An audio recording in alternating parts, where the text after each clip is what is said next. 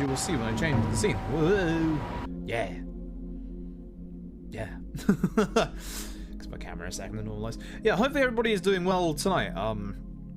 If my left eye looks a little redder than my right eye, it's because when I was shaving the mustache, a bit of my mustache fucking flicked my eye.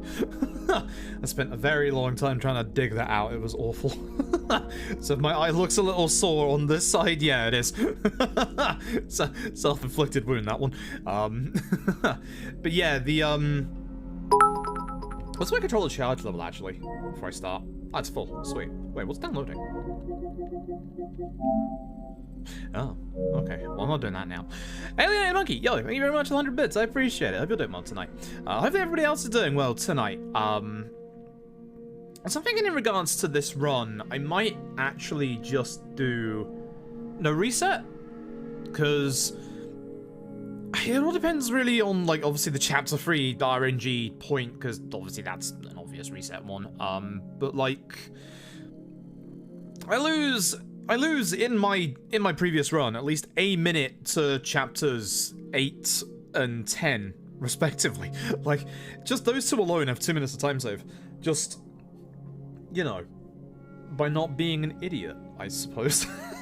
I suppose. So yeah, that's probably what we're gonna end up doing, is maybe a no reset once we get hopefully into chapter 4. Yeah, I'm a little worried about chapter 4. Chapter 4's not been going well for me lately, so we will have to see. I hope. I hope. So, get my notes up. These are still not the Illusion route notes, by the way. Remember that time I said I was going to learn the Illusion route? Yeah, so did I, but I only remembered that 5 minutes ago. So, I think I can learn an entire new route now before I do this run. Oops. So this is gonna be Nancy route. It's whatever, we'll deal with it when we get to it, and then after this run I'll learn Illusion route. Anyway, 3, 2, 1, go. But I've got like decent time save all over the place in this run. And I'm just thinking that it's probably a good idea just to do maybe a no reset run, especially with my tiredness. If you're wondering why, I'm massively tired today. Technically not my fault. So, remember yesterday when I mentioned about the electrical plugs and the wiring and stuff? In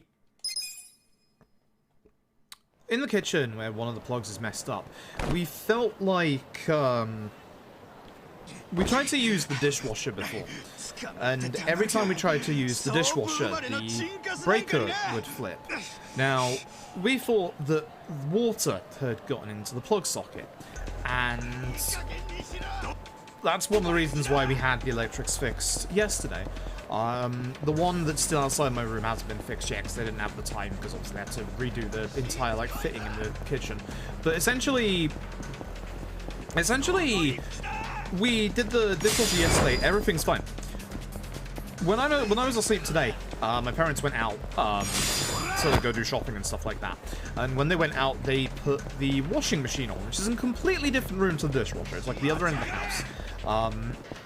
And whilst they were out, I woke up because I heard a very loud alarm going off. It was our house alarm. And anytime the power flips, it sets off the alarm. Every fucking time. So, no one's in the house to turn it off, and I'm only on like 3-4 hours of sleep at this point. So I've got to fucking wake the fuck up, try and remember this goddamn house code, which, do I remember what it is? Do I bollocks? Then I've got to put it in the world's smallest keypad, which thank fuck I've got small fingers, and yeah. That's that. So I had a wonderful old time of just getting woken up because of the washing machine tripping the electrics. It's clearly not the dishwasher. It's something in our... It's something to do with our electrics. Something to do on our... something to do with our fuses or something like that. So... Issue not sorted. Yeah, it was, it's one of those things, waking up to a very, very, very loud set of alarms going off and not being able to do anything about it. Because I sat there for like a minute or two, just like being all like, oh, you know, someone will turn that off. And then when I realized nobody was turning it off, it was like, fine. Do it myself. It's a good thing we did as well, because otherwise probably like because it was our house alarm, the police probably would have been called, so it's probably a good thing that I went out and did that.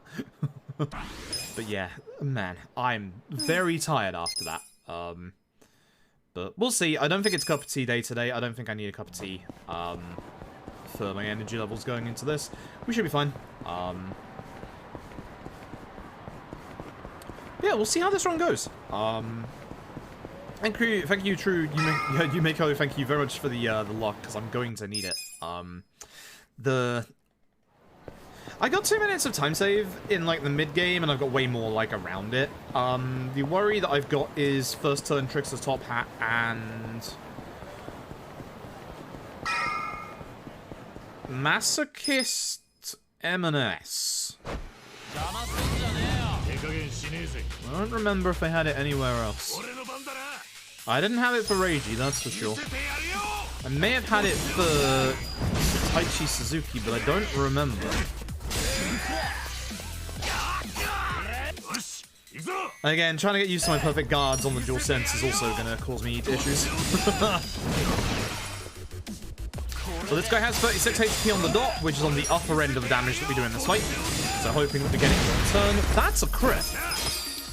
That's rare as sin, but I will take that. I will happily take that. But yeah, if you've never seen any Yakuza LED run before, Tenacious Fist is the strongest skill that we've got. It also has the added bonus of potentially stunning the enemy. Stun is an insanely strong debuff, especially early on. Makes fights like this go insanely faster.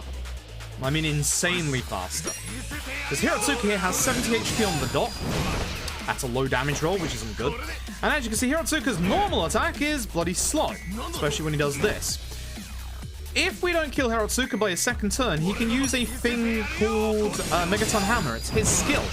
And that can stun us, which is bad, and would stop this run immediately. It's a long wind-up and a long attack anyway, so that costs us like a good 10 seconds or so. So that's not ideal. It's definitely not ideal. I'm carrying on anyway, because I don't want to reset. I don't usually carry on after a Megaton Hammer, but I just don't really want to reset right now. Yeah. Yeah. Because I had a good first tutorial, and if every other fight in this chapter goes well, aka no taunt and no stare down, that Hirotsuka fight might, work itself out due to the first tutorial. So...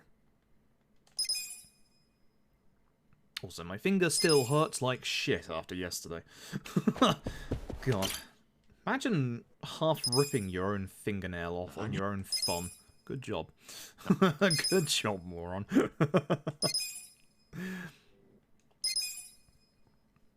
Hey, Robin. Hey, Alan Vixen. Hope you're both doing well. I'm sleep deprived today, because the power went out while I was asleep, and when the power goes out, for some reason the house alarm goes off. Every fucking time. Not the first time. Won't be the last time. So I should have done a shorter run than this today, but I might just turn this into a no reset if we get a decent start. To be honest. Keep an eye out for the fight spawns. Ugh, my dinner is causing me problems. I don't know why Mitsu has a bit of a delay there. There's a bit of a load delay there. Not in the PC version, but it is in the PS5 version. It's really weird. I wonder why that exists, but it does. Yeah, my Tendo was a first turn Trickster's top hat in my PB, which is the problem. I didn't think that the actual Tendo fight in my PB was that bad, but I still lost time in that split, which is really weird. I think I know why. When I look back at it, I think I know why. But the actual Tendo fight itself was pretty good in my PB. I'm genuinely surprised. I really didn't think it was that bad. But I think I know where my big mistakes were. And, I don't think I had any... Yeah, I don't think I had any party members die on me, because I think I had Masochist Tendo, which is, Boy, that's nice. Well, that's real nice. So...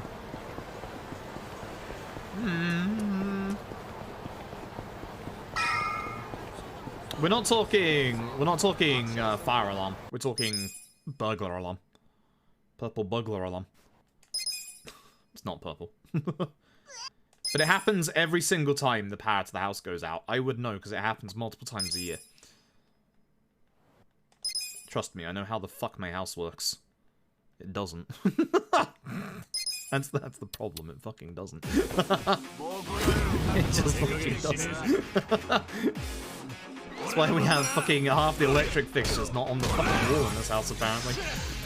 Alright, don't taunt me, fella, and we can have a nice, friendly relationship. Stun is good. Stun is very good. We'll take that. That's good.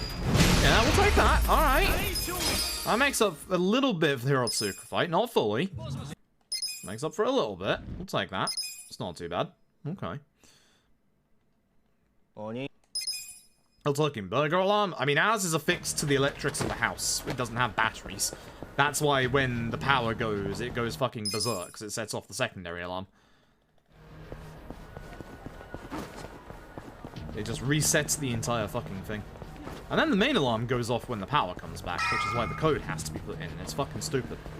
But it's great. It works. That's the important thing. It works. At the moment, it's the console version is sub 4, with a very good run. There's a new route, which I'm not doing today because I haven't actually fully learned it. So, sky's the limit. I should have done a normal attack against this guy. Please no stare down. Thank you. All of these normal lads can cast stare down. Stare down is fear. If you get hit with a negative... Nice crit. Shit, what was it? Let's go. Get hit with a negative mental debuff. It lasts usually for 2 turns. That's aggro, stun, and fear. And obviously, really delays your turn. This guy actually was really fast to attack me, which is nice. That was not a bad fight. Despite the slow cone hit in the middle, that actually wasn't that bad of a fight. I think we can go forward with this, despite the bad Hirotsuka fight. I think we can go forward with this. It's not too bad. I've had far worse there. Like, everybody was actually really close to me and didn't do the 2-hit attack. They actually all did the jumping attack. And none of them really repositioned themselves, so that was really nice, actually. That's very good enemy positioning. And now I need to pay attention on my minimap for fight spawns. This is the bit where you can get caught out in this chapter. Well, the other bit. I'm really hoping to see a fight spawn to the right. If I see a fight spawn to the right, yeah, that doesn't guarantee, but that means that the chance of the fight spawn to the left is much lower, which is nice, because now I can just run straight to the Akushimaru. Cool. I'm actually gonna gold that somehow, so that was not good, or not gold, but oh no, I did gold. Good. Yeah, no, that wasn't good. That wasn't good, but. I'd still take being ahead after chapter 1. So yeah, we're definitely carrying on, that's for sure. But Tom's using a new route, the Illujin route, which again, I haven't learned. Tom didn't put the changes in brown in the guide this time, so it's taking a lot longer to actually see what's changed and what hasn't changed. But I will be implementing one of Tom's new strats in this run if we get there, which is a different way of doing Sawashiro. Not the Sawashiro in this chapter, the Sawashiro in the end. This guy has taunt. We're hoping that he doesn't use it, or that we're hoping that we stun him. If we stun him, that's fantastic. If he uses taunt, that's bad. Good stun. The chances are we can wake him up with this punch. Hopefully we don't. The nice thing is you can reapply stun with Tenacious Fist, and because again it's 2 turns, I know he's going to be down for this turn. Good first fight.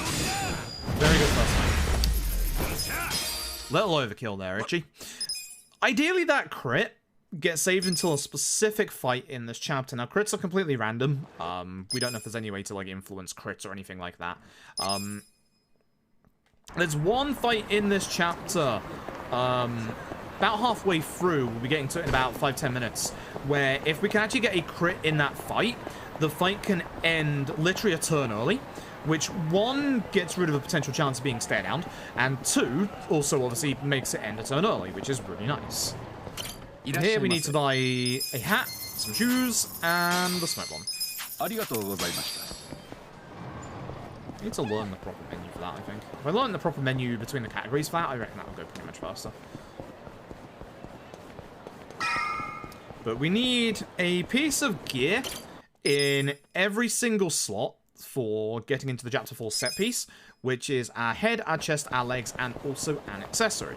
The accessory is fine because we'll be picking up the accessory as a mandatory drop from the boss at the end of the chapter, and the shirt we'll be grabbing in the set piece when we get there during the chapter. I know where it saves time, mostly the mid to end game. Because of new strats with Jungi Han as well, with Essence of Phantom Drive, because obviously with Illujin being a bit more of an expensive summon and also on a bit of a higher cooldown than Nancy, then we have to supplement that with obviously other things. And actually, Jungi Han's Essence of Phantom Drive is really good. For example, did you know Sawashiro is weak to both electric and knife attacks?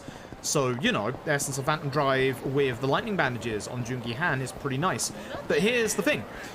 That's still 100 less damage than doing head trauma with the Dragon Knuckles. The thing is, though, it's a much, much, much faster animation.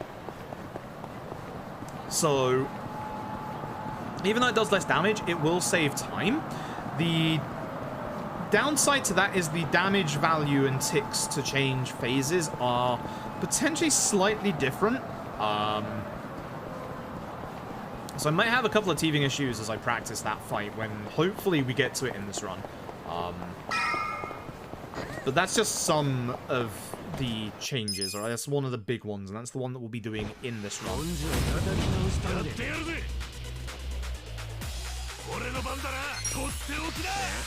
This guy. So in this fight, we need to save our MP specifically for the fight after this one, so we'll only be using the one Tenacious Fist. This guy can taunt us. If he does, it's not the worst thing in the world, because again, we want to normally attack to finish this fight anyway. The only downside to this is the fact that obviously we have to wait on the animation of that guy taunting us. Now, considering we got the full taunt graveyard fight earlier, I can't be too upset at that one. That's an average fight. That's basically the average of how that fight usually goes.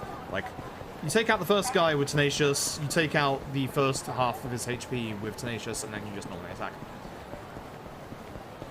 It was also pretty good because he was quite far back, so I didn't use the cone. Fight spawn's going to the right, which is good for here, but this also means I have to be very careful when going towards the Champion District, because this does mean there could be a fight spawn on the way over here. So I have to keep a very close eye when going forward and at my minimap. So actually, that's a couple of really nasty places here for fight spawns. I think we're good, unless there's one around the corner to the left. No, we're good. Nice lack of fight spawns. Let's go. That's good stuff. That's good stuff. I always like not having any fight spawns. It's always nice. I always expect a fight spawn there, so to not have any fight spawns is a very, very nice thing. Let us head to Theatre Alley. Up by 6 in Lost Judgment, up by 4 in this video game. Thanks, Lost Judgment. Okay, so for this fight, we want to take care of the first guy with Tenacious Fist, and then we want to take care of the guy on the right. The guy on the right has Stare Down, which would be very bad if that hits us. But he's also the enemy that if we manage to crit, will end the fight a turn early. So we're really hoping that we stun and crit this guy at some point in this fight. Like that. I was not expecting the same time, but fuck me, that's good. Please don't unstun. Shit, please don't stay down, please don't stay down. Son of a bitch. That was going to be an insanely good... Nah, it landed. That was going to be an insanely good fight. I was hoping it'd wake me up, but yeah. This insanely good fight just became a bad fight. That sucks. And that reapplied the stun at the end. Great. You can actually reapply the stun to enemies that die. If you look in the top right at the enemy list, if you reapply the stun, you'll see the stars surrounding their icon as it disappears. That's basically you reapplying the stun. You can reapply the stun on a killing hit as well as obviously any other hit. So again, it's you can just. I think the thing with the debuffs in this game is you just have a percentage chance to debuff, and that's it. I don't know if there's anything that like influences that RNG wise. As far as this goes, it's that first big set piece. Running away from fights. It's common misconception that you need specific stats to run away from a fight. Incorrect. All you need is enough space behind your character. That's early, and I don't like how early that is. It might not work. Did work, thank God. I always get scared of running from this fight. This one always messes me up somehow. As long as I'm close enough to the left here, I can just run from this fight.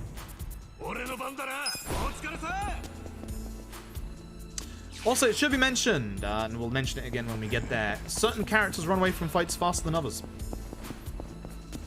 Ichi and Adachi here are two of the slowest. Ironically enough. Ironically enough, they are two of the goddamn slowest. So I'm taking this one in the middle, because obviously there's a fight spawn around here. And then for the fight after this one, I'm going to need a specific lineup. And there is a thing I use as a visual reference, which is this crowbar on the floor. Not sure I like this angle, but Adachi's after me. Okay, we're good. This also means I get to keep my my smoke bomb, which is a guaranteed escape from fights, but it's not 100% guarantee. It is 100% guarantee, but it's not 100% guarantee. There are rules to the smoke bomb, unfortunately. But thankfully, we know what those rules are, and I'll explain them later when we actually have to use them. So. It's part of the runs for me. Most of the time. Usually if I have a run die, I don't be as descriptive with the next few runs until we get to like a point where, you know, the run is now like new stuff. Like if I was to reset this again, I wouldn't be explaining like the escape methods and stuff until we actually got there next time. I do love this guy. My worry is it actually might get stuck by the other guy. Nope, we're good. Walks around him. This guy has a lot of really long attack animations.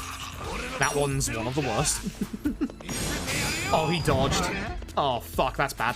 It's really bad. Be down for extra damage in the hopes that it would also aggro him so he wouldn't do these attacks. That dodge was terrible. That sucks. That's gonna lose me a good chunk of time.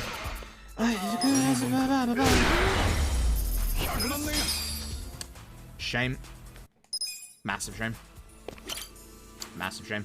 So we're gonna grab this shirt over here. We're then gonna go into Ichi's gear and equip everything automatically with square.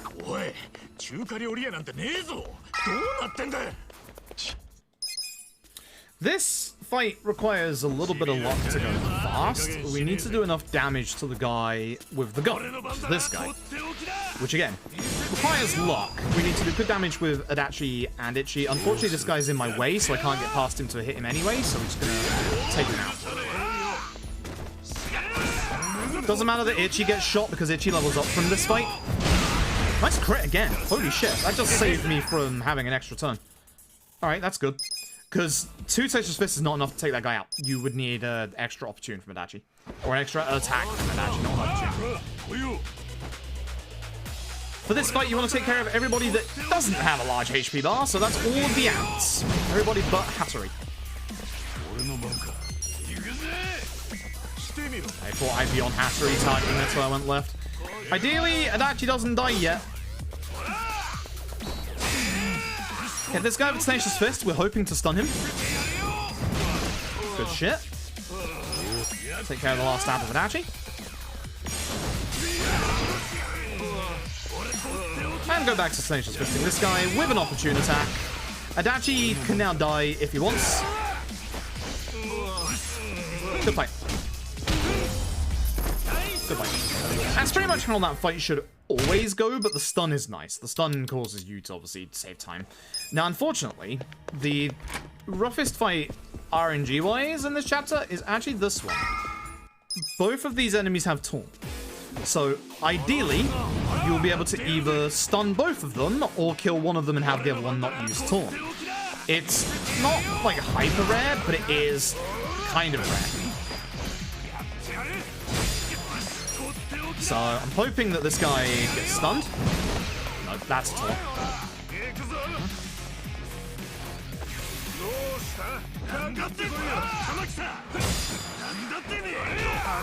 was hoping that would have woken me up, but come on. I'll wake up after this one.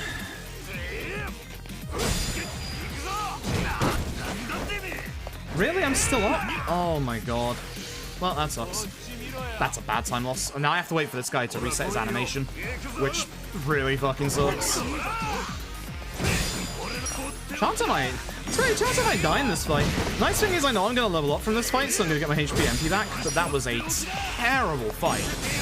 After such good early fights in this chapter, we have had a terrible second half. Second half of this chapter has been absolute doo-doo. Anyway, hand grenade. I need that. Sawashiro. Yeah, that's a really bad time. Ouch. Sawashiro. We do not want to apply the stun debuff to Sawashiro in either of the first two hits. If we apply it to him, preferably the first hit, but never this hit. Reason being is that this cutscene right here gets rid of any and all debuffs that you can apply to Sawashiro, which, for the most part here, is obviously stun. Now, Sawashiro he doesn't have like a massive resistance to stun, but he gets stunned way less frequently than obviously all the normal enemies in this chapter. So it's not a guarantee that you'll even stun Sawashiro in this fight. If we can get 2 crits against Sawashiro, we can do a very quicker turn order. Now, unfortunately, my stun. That's really rare to pull off. So what I'm doing with my attacks, I'm waiting to see if I'm close to furniture, because there's a chance that Itchy's agility will not roll over on itself, and because of that, I want to use furniture for a tiny bit more damage, because we don't have the MP necessary to fully finish off Sawashiro. This will probably bring out, Cold Fury. Yep. So, 20% extra attack. Or 10% even. You'd think that'd be kind of scary, but it's not. As long as you equip the gear, you are literally fine. If you stun Sawashiro here, he will hold on to Barblade of Stealth until he's unstunned. Trust me on this one. You don't need to hit the perfect guard, but as you can see with the perfect guard, it's only 29 damage. I might actually save time. What happened in my PB? But now you can see that I'm one attack away from winning the fight. Itchy's agility didn't roll over on itself, so using that chair at that time was the correct thing to do. I could save so much more time in that chapter, but not bad. Not bad. Not bad. Like, that was a very bad, that was honestly a genuinely very bad second half of that chapter. The first half was fantastic, the second half was actually terrible. We got stunned, we got no amount of problems with a couple of fights interrupting me. That was actually a really good first half. But not a good chapter in general. So we're now in the new map, Izazaki Jincho. We're going to get introduced to a new skill called Treasure Hunt. Treasure Hunt allows us to search vending machines for money. The first 3 are fixed. 5 yen, 50 yen, and nothing. When we come out of the next boss fight, we're going to be using Treasure Hunt to try and get some money. We need a very bare minimum of 730 yen to be able to taxi. And if we can't taxi, the run is over, because we will literally lose 45 seconds to a minute. You lose an insane amount of time. I guess the answer might be if you don't get the money before Hello Work, just use the Hello Work taxi instead and just run forward in the next chapter.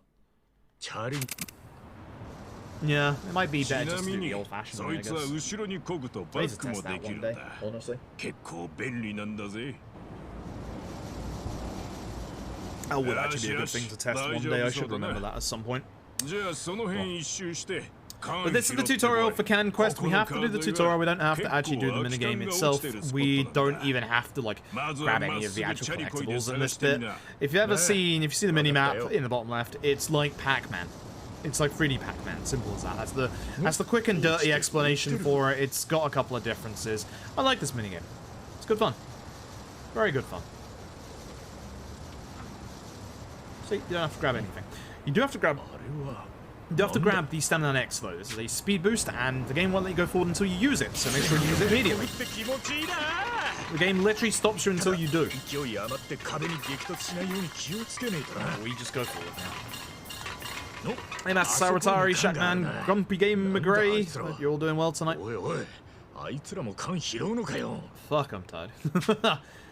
The house alarm going off really fucked me. Maybe it was a cup of tea day today.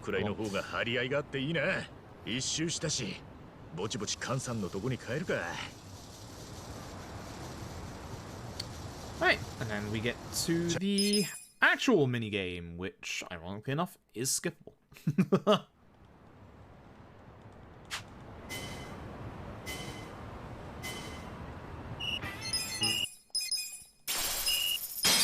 We get 6 yen for our troubles, and then we get to our next boss fight. This is Zeng. Zeng is a piece of shit. Zeng has the ability to feed you. Zeng is a massive pain. We're going to be trying to stun him with Itchy at the start, which would help. Now, this is our brand new party member, Nando. Nando has the move Pigeon Raid here. Pigeon Raid is actually more damage than any other move we've got. Every single pigeon is its own damage source.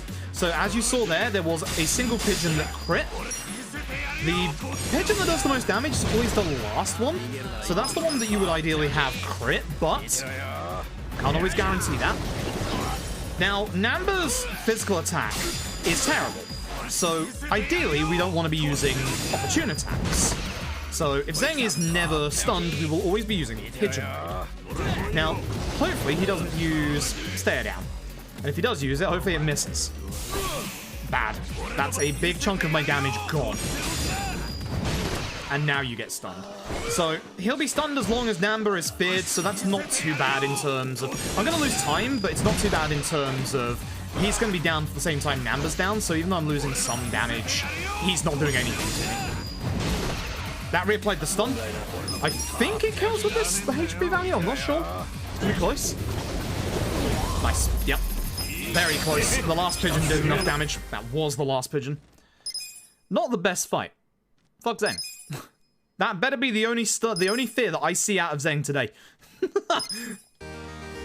Namba joins the party, quotation marks, permanently, which enables us to get our first Essence move, Tag Team Essence of Mayhem, which uses all of your party members to do good damage and a little bit of elemental damage. Now, Tag Team Essence of Mayhem, you'll be seeing that a lot in the early game. Excuse me, I need that. Again, I'm so not used to the dual sense. Put on Tag Team Essence of Mayhem, Gnarly Breath, and Pigeon Raid. We'll describe Gnarly Breath in a bit when that's important. But yeah, hopefully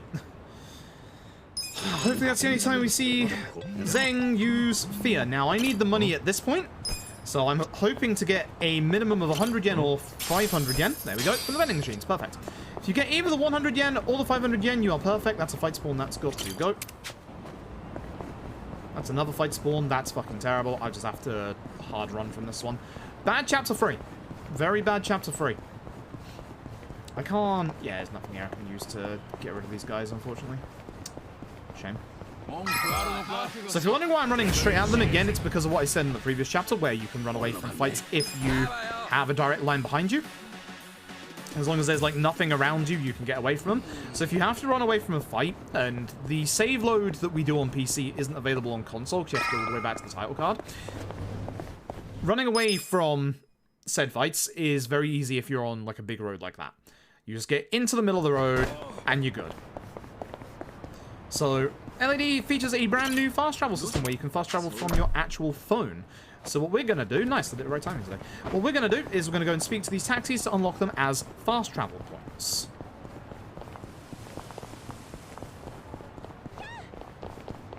And then we're going to go straight back to a taxi, which is actually the first one on the list, which is fantastic. So I don't have to think about menuing. So... we're gonna, at points through this run, be grabbing taxis ahead of time for fast travel purposes. One of those instances is right now.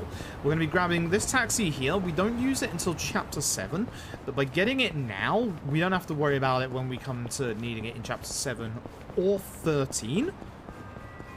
14, idiot. When we come out here, there's gonna be a fight spawn. Always look at where the first one goes. That dictates where the other enemy's gonna go. So I know that they're going to go to the right because the first guy went to the right. No fight spawn ahead of me means there's probably one to the right here, which is a bit worrying, so I dislike them being to the right here. It's a lot harder to deal with on console. They turned around, I saw them. Yeah, we're good. Okay, not too bad for a second fight spawn. Not too bad. Not too bad. Hey, so This is Matsuo. We met him for story purposes a little while ago in the job center. He's been siphoning electricity from this bar here. This man is weak to pigeons in the face. Nice crit again. I'm getting a lot of crits in this run so far. Like, way more than I usually do. Which makes me worried, because if I use up the crit quota in the first half of the run, I'm not going to have them when I need them in the last half of the run. So again, we're going to go grab some taxis. This is one of the most used ones in the run. This is the one for the bar district. We're now going to go and, with our new item, the Silver Safe Skeleton Key, we're going to go and open up some silver safes around town for some pieces of equipment. No fight spawn on the left means there's probably one on the right ahead of me. Yep. This one's a pain to run away from. You'd think you'd have enough room to be able to get past them on the left-hand side of the road. You don't. So again, we'll just try and run from the middle of the road. Simple as that. That was a double itchy turn. Wow, nice agility. Grab this taxi ahead of time. We used this taxi in chapter 13 and 12. Going back this way. I'm going to go get those safes I talked about. Light one green so I can cross. Thank you very much. Good traffic RNG. Appreciate that. Getting hit by a car costs you like 10 seconds. Getting hit by a car sucks. Weapon for Adachi. Weapon for Amber. Weapon for Ichi. Oops, hold on. Messed that up. Yeah. Messed up my menu. That was bad. Ugh. If you see me tilt my head like this, I'm looking at my minimap. No fight spawn. Good. I can just go. Oh, excuse me.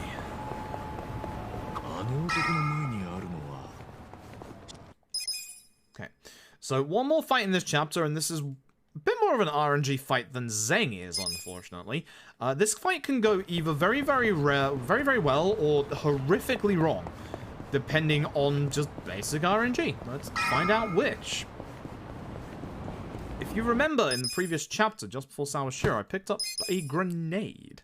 That grenade is very good AoE for the early game, and we're going to use it right now. Hopefully, most of the enemies stay together, and hopefully, Namba doesn't take a grenade up the arse. It's happened in the past. Hopefully, this hits the majority of them. The trouble is, they take time. Oh my god, it was an everyone grenade! Holy shit, that's only the second time in a year of running this that I've ever had that. Shame the rest of this chapter was fucking doo-doo. Damn. That does not happen often, let me tell you, folks. The only time I've ever had that happen in a run was when the run was already dead. Only reason I'm golding that is because of that grenade. Whew. Not bad. Alright, I might actually make this a no reset run, even if this is a bad chapter. Fucking nice grenade. Ooh, that's the kind of shit I wish I could get in every single run. Anyway. Next day, Adachi's back. Again, we have Adachi's new weapon, so we're going to put that on immediately for some extra damage for him. We're not doing his skills yet, because we're going to wait for everybody else's skills. I probably should do his Reckless here, because a good, quick Reckless here can actually help. Nice grenade. Holy shit. That was very nice. I regret insulting Namba. So depending on who starts spending on the move that we're going to do, if it's Namba, we're going to Pigeon Raid Slugger here to keep him in the middle. That's going to make him a prime target for Ichi's new skill, Mega Swing, which is going to hit everybody. Hopefully push him back. Nice crit. And I'm going to Reckless this guy. And I'm going to make sure that he dies. It'd be nice if I could hit the other guy, but whatever. Now, this guy has more defense than the other guy. This guy. So we're going to make sure that we Pigeon Raid the guy with the most HP, because again, Pigeon Raid is still our best attack.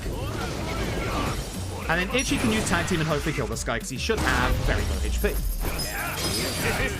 From that, we also learn Pyro Belch on Namba. Pyro Belch is going to be our first elemental attack. It is going to be a conal-based attack on Namba. That's now going to become our best attack. So, Ichi gets Batbuster, Mega Swing, Namba gets Pyro Belch, and Adachi gets Reckless. I go into gear, give Ichi his new weapon, and then we go to Hello Work. Bad menu. Bad menu. Slightly messed it up at the start, and then I just... Anytime I mess up those menus at the start, I just get slower for the rest of it, which sucks. Okay. For this fight, you can go very, very fast if you get a good bit of luck. The luck requires Namba to go first, and for the two enemies in front of me to actually, like, walk together, which is not going to happen.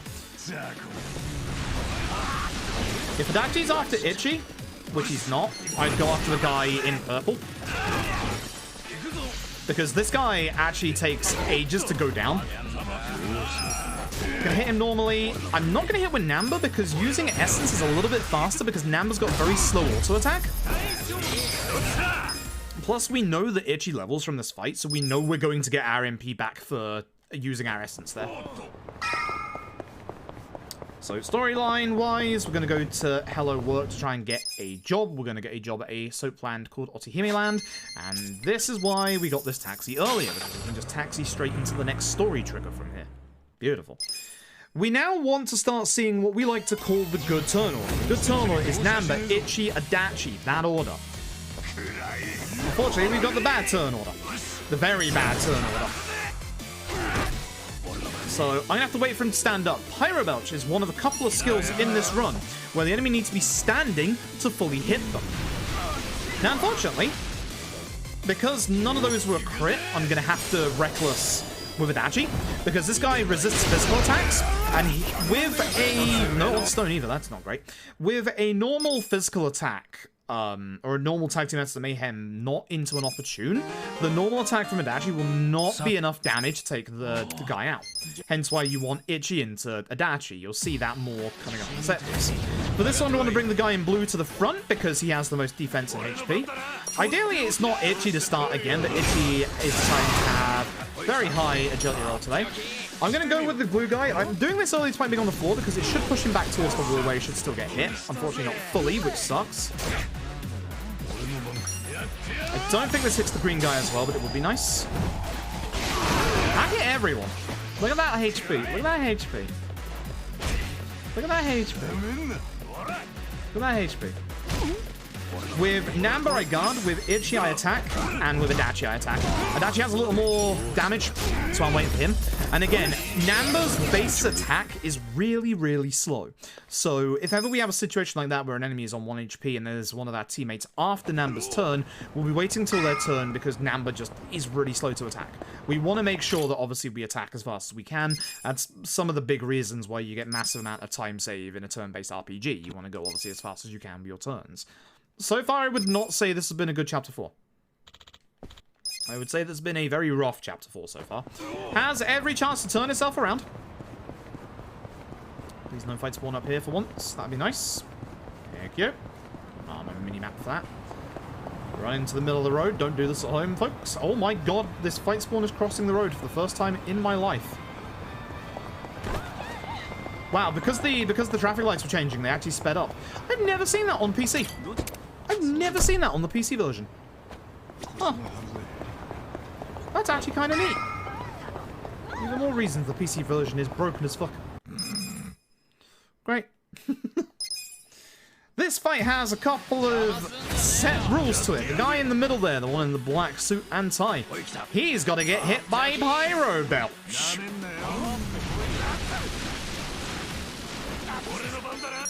This hopefully hits everybody and it'll take them all out. And we use an opportune attack. Beautiful. Good fight. That's a good fight. That fight has been messing up on me for quite a while now, so to have a proper fight there is actually really nice. So once again, we're going to be going around and doing a little bit of spring cleaning in terms of taxis. We're also going to be grabbing a specific item, which I do need a drop of from one of the next 2 fights. Otherwise, this run is genuinely over, which would make me sad. Which would make me very, very sad. We'll grab ourselves this taxi here. We don't actually use this taxi until chapters 12 and 13, but again, this is when we're passing by, and it's right on the way, so we might as well.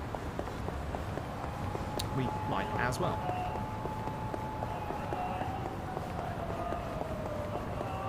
Okay, they're going the good way. That way is the good way. If they're coming towards me, I have to run from the fight, which sucks. It's quite rare that they do come towards you.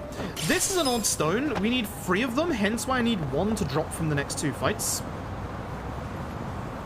Bad fight spawn going the correct way is nice. Please don't hit me. Oh my god. That fight spawn going this way, I can just cut the corner, which is nice. Because they don't notice you until you get here, which is great.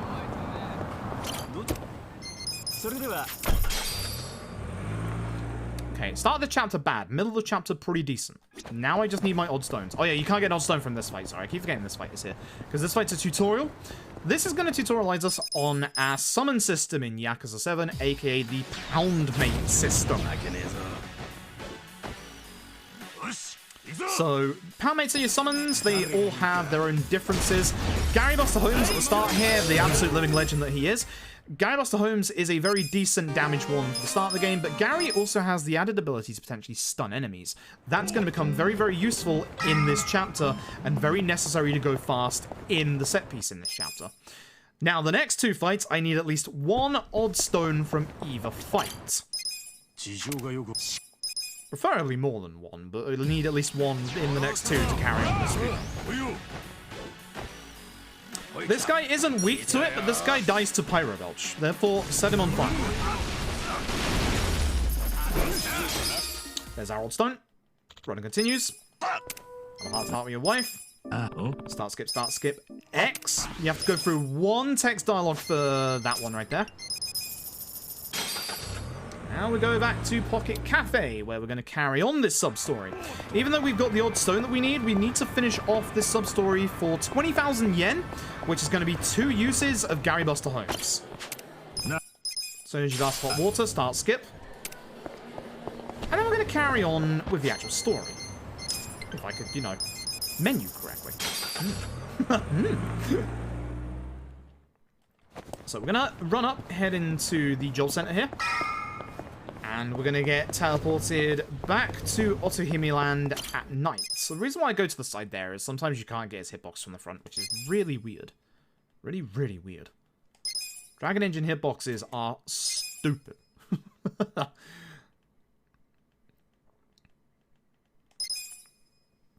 So this is going to put us outside at nighttime, right in front of the guy who wants us to get the hot water.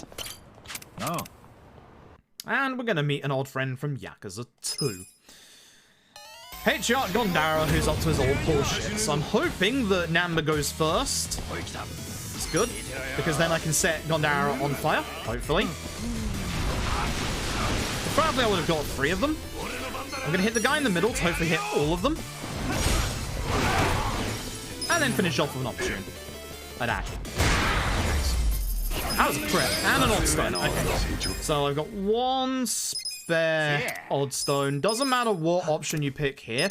We do want certain personality trait upgrades. Passion is not one of them. But what we're about to do is one of them.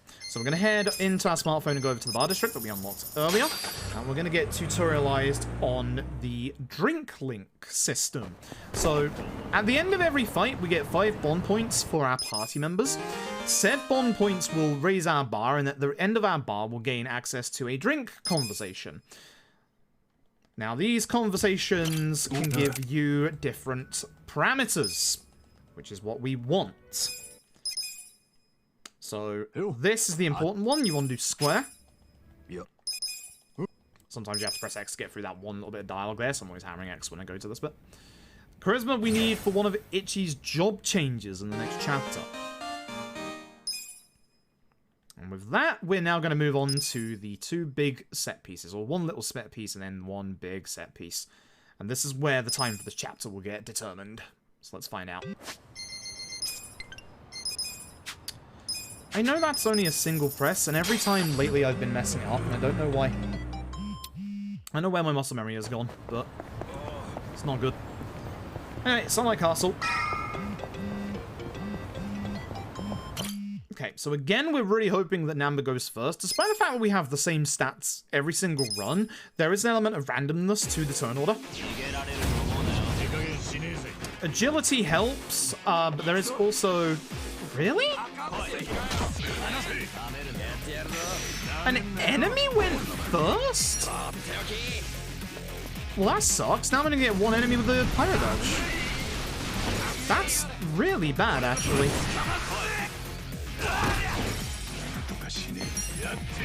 That's awful. I've never seen an enemy go first. Nice crit. Don't even kill.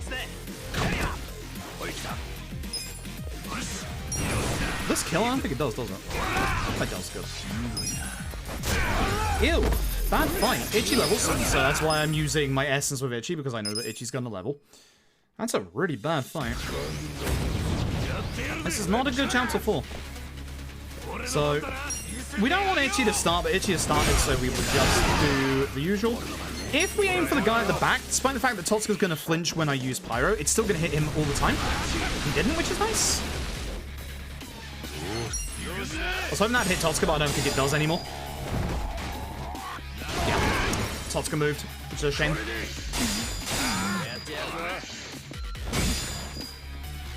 Itchy will take care of this guy.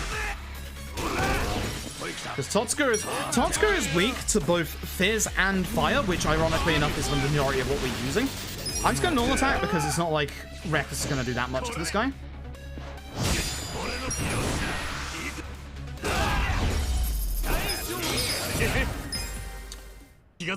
Itchy levels again, which is nice. So before we go into the set piece, I'm going to be equipping the health ring. My menu is a little different this time because I messed up my equipment menu the first time. So get Itchy here. Nice. Oh. Okay. Health ring gives me a little bit more damage. That's going to help with a lot of the fights coming up here. So this is our big set piece. This is where you need all your gear equipped to be able to get in. With Namba, we are going to be targeting the guy with the hammer. Then with Itchy, we are going to be using Gary Buster Holmes and hope that we get everybody with a stun. No bonus means that it's not guaranteed. Normally, I don't go for this group, but they're all together, so I kind of want to. I'm hoping if I could have got the guy on the left there as well, that would have been fantastic. I can wait on. I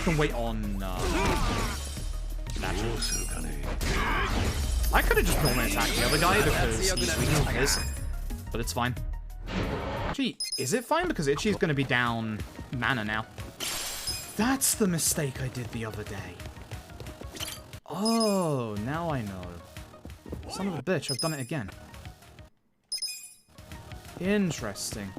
So I'm actually down mana for one of my things now. Interesting. Now I understand. For this fight, a very weird turn order, we want Ida, who's one of our first big 3 bosses in here, specifically summon backup. This should get both of these, which is good. It didn't, which is bad. We'll try and use Mega Swing and hit Ida as well out of this. Please summon backup. I was hoping that would kill the other guy. I'm kind of surprised it didn't. So that's good. Because of this, it means that Itchy is now going to level up in the fight after this one. Usually, I will go after the guy that just spawned in, but I'm a little worried about Ida here and not having taken enough damage. Now he has. Should have just bad busted him, honestly. Let's take care of that guy. This guy who just came in, he does a lot of damage, but he's very weak to fire. Very, very weak to fire. I can't use any expensive skill here, so Batbuster? Batbuster. Batbuster good, because good damage knocks into the ground for a free opportunity from that. Actually, I don't think this kills. Oh, it does. Nice. Well, that wasn't enough damage, but it was. Good stuff. Good stuff. Okay fight. Not the best fight.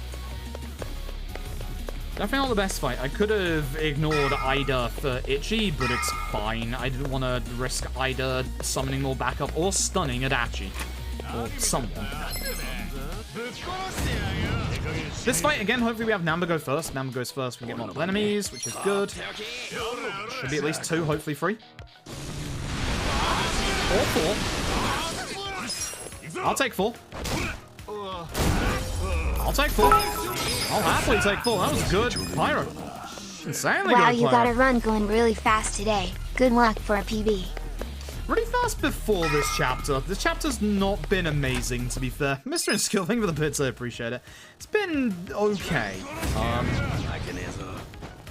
Some good parts, some very bad parts. Speaking of bad parts, we need the fast turn order for this fight. So we need Namba to go ahead of Itchy from the rest of this fight from now on. Gnarly Breath is a 20% defense down. Good, he is. Now, Kasiyama actually has a HP block as part of this fight, so we can't actually do enough damage in the first phase. We're hoping that one instance of Pyro will burn him. Doesn't have to be this one, it can be the next one. We're hoping that one instance burns him. So he's going to use Herculean, and now, if I can do enough damage and hopefully apply burn as well, there's a chance that you can one-turn Kasiyama here before he gets a turn, which makes this fight really fast. No burn means I need to crit with either Itchy or Adachi. Not Itchy. This needs to crit on top of being an opportune, which it didn't. Pyro Belch, Pyro's burn would not kill him at this point either. So do believe that the lad actually took less damage because of the bad turn 1 turn order. Because obviously, Adachi's going to do more damage if you can opportune attack the enemy. Gotta heal. But hopefully the rest of this chapter goes well, because so far not so good. This should hopefully burn at least 2 of them, and again, we want the main guy at the back there to have a lot of HP. It's not too bad, just take care of that guy. And actually can take care of this guy. Nice. Hey Jude, thank you very much, I appreciate it. Okay, push past Adachi, go this way. Now for the last of our 3 big, nasty boss fights in this chapter. This is our last one. This is Kasiyama. Kasiyama is Kikagawa. I always get them mixed up. Here's Kikagawa. Kikagawa has a very high chance of killing Itchy, which, as you can probably guess, ain't good. Now, I want to get rid of the ads first, because the ads are annoying. Normally, I want to hit, Oh, that's early. Could you not? Now, I need him to be standing for Pyro. That's why I'm doing a normal attack with Adachi. I'm hoping that Adachi will be after Itchy in the turn order, so we can get a free opportune attack. He's not. If he aims for Namba here, Namba can die. Oh, you fuck.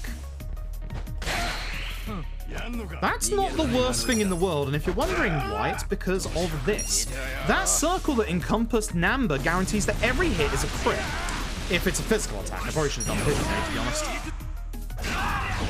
I probably should have done Pigeon Blade for that. But the nice thing is he still went down anyway. That move that gives you a guaranteed crit on your physical attacks, that only happens in a couple of fights. In the actual speedrun, it only happens in 3 fights. And this is usually the one that it happens in the most. The other 2 are down to whether a specific enemy survives that fight or not, and for the most part, they usually don't. Especially not with the new strats. Newer strats, not the newest strats. No illusion yet, I'm afraid. For safety, I'm grabbing... I hate the this room. This Towner. Back in this room. Head over here. There's a text box here, so skip through it. And grab the heal from this. Now comes the last fight in the chapter, and this is the one that can cost you, like, upwards to, like, 2 minutes if you get stupid, insanely unlucky. This fight is very, very RNG, and it sucks. So, Ida in this fight does different things than the Ida we fought before. And that's not good. That's a good start, because this will burn both of them. We need Ida to die before he ever has a turn. Nice, that should kill them all, or stun them all. Actually gonna go for Kikagawa first. This is a bad idea, because this is gonna unstun Ida. I don't think I can kill him between these 2, unfortunately. I can, actually. This is a very good fight. This is a fucking insanely good fight. Gnarly Breath from Namba, 20% defense down. He's waking up this turn anyway. We have at least for 1 turn of good turn order. Now Kasiyama on wake up is going to taunt someone. Please don't be Itchy. Fuck. The person that you want taunted is Adachi. It should be obvious as to why. If you taunt Adachi, the only thing we want him to do is opportune attacks. We only want him to do physical attacks. Unfortunately, that's going to make it so that Kaseyama is directly in front of Itchy. So now I'm going to have to use Reckless, which is going to make this fight a little longer. Oh, please knock him out. Damn it. I was so hoping that would knock him out of that. I should probably stun or restun Kaseyama here, honestly, with Itchy stun. Now, the thing about Kaseyama that I haven't mentioned, the reason why this is a problem and why I have to use Reckless, Kaseyama actually blocks attacks from the front. We're getting very lucky at the moment that he's not actually blocking any of them. Now, Itchy is 100% waking up from his aggro at this turn. There's been 2 turns. At which point we'll be able to end the fight. Not the best fight. My timing isn't actually too bad. Look at my splits. So this has been a bit of an average Chapter 4. I would not say that it's been a great Chapter 4, but I wouldn't say it's been an awful Chapter 4 either. We're also not done yet, by the way. We still have like a minute left. Hence why I can see it being 2 minutes ahead at this point is actually kind of nice. So that's not too bad. I would still not say this was a great Chapter 4. We still had a lot of fights, especially the early fights, especially the later fights, that weren't very good. But we need to grab one more taxi in this chapter, which is up here. And then go to our story point.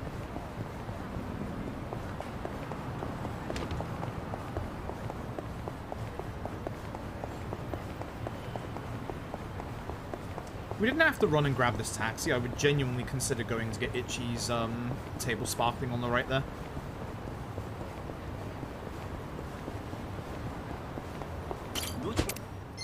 Yeah, okay. We're gonna save a little bit of time, which is nice. I don't think this golds unless... I mean, I'm running against my PS5 gold, so it probably will gold. Even though, again, it wasn't that good of a chapter. This would not be a gold if this was my PC splits, but we are not running on PC anymore. Nice.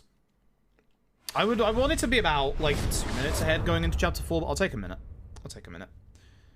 So Chapter 5 has had a lot of really big revisions lately, and there's a couple more little revisions to the big revisions that have happened. I haven't learned that newest route yet. That newest route sacrifices Nancy in this chapter for Illugin in Chapter 7. So I don't know the new fight strats with Illugin, and I don't know, obviously, when to go and get Illugin. So I'm not going to try Illugin strats today. I'm going to be doing Illugin strats with the next run onwards. But we have a 4th party member. This is Sayako. She is the best. She has amazing damage in the early game and the end game, but she's going to go missing in the mid game. Despite that, we're not going to be attacking with Sayako in this first fight, or the second fight.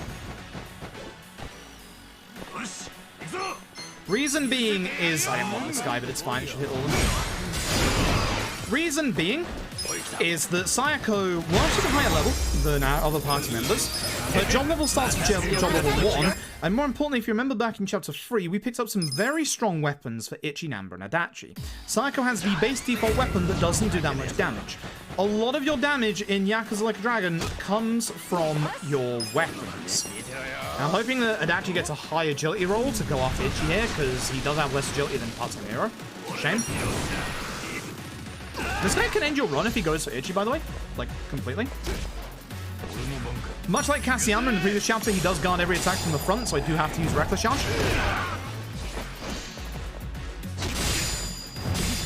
Heck you, my dude!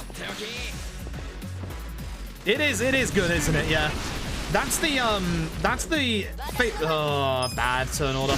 That's the facial expression I made during, the start of the Yakuza Gauntlet in, the AGDQ Lost Judgment run.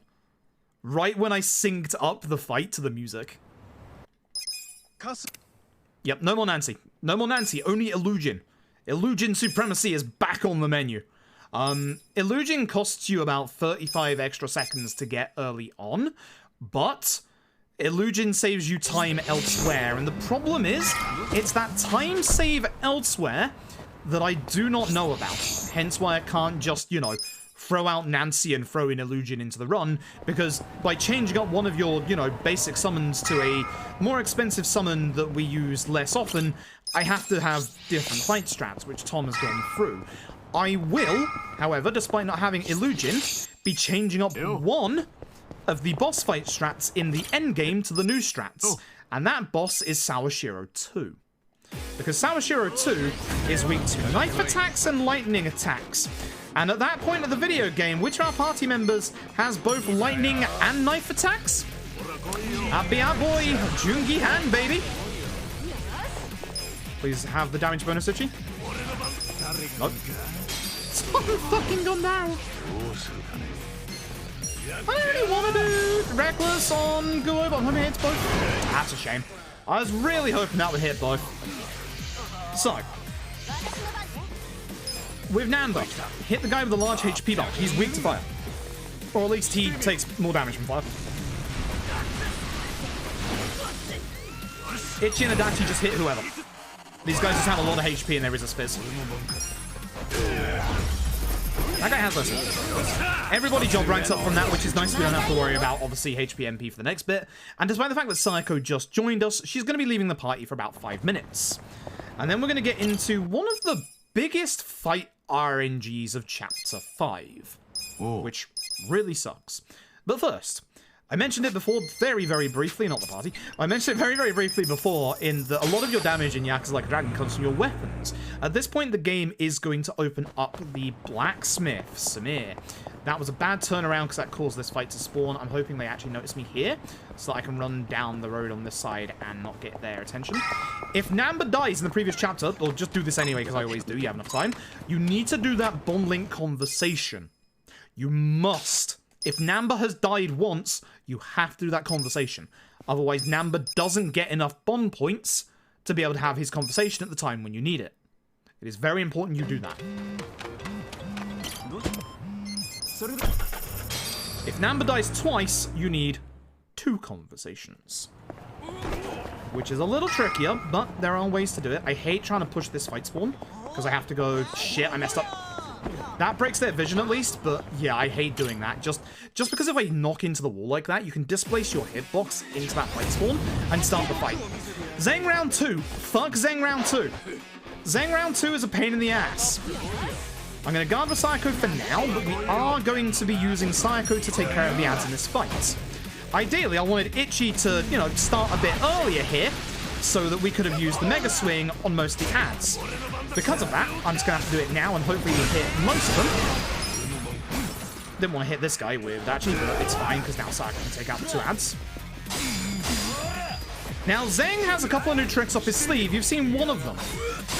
That is a defensive stance. When Zeng goes into a defensive stance, bad bleed. When Zeng goes into his defensive stance, you cannot attack him from the front. If you attack him from the front, he will counter you. There are certain moves that he can't counter. Pyro Dodge. Tag Team Essence of Mayhem. And of course, an opportune attack when his done ass is already on the ground.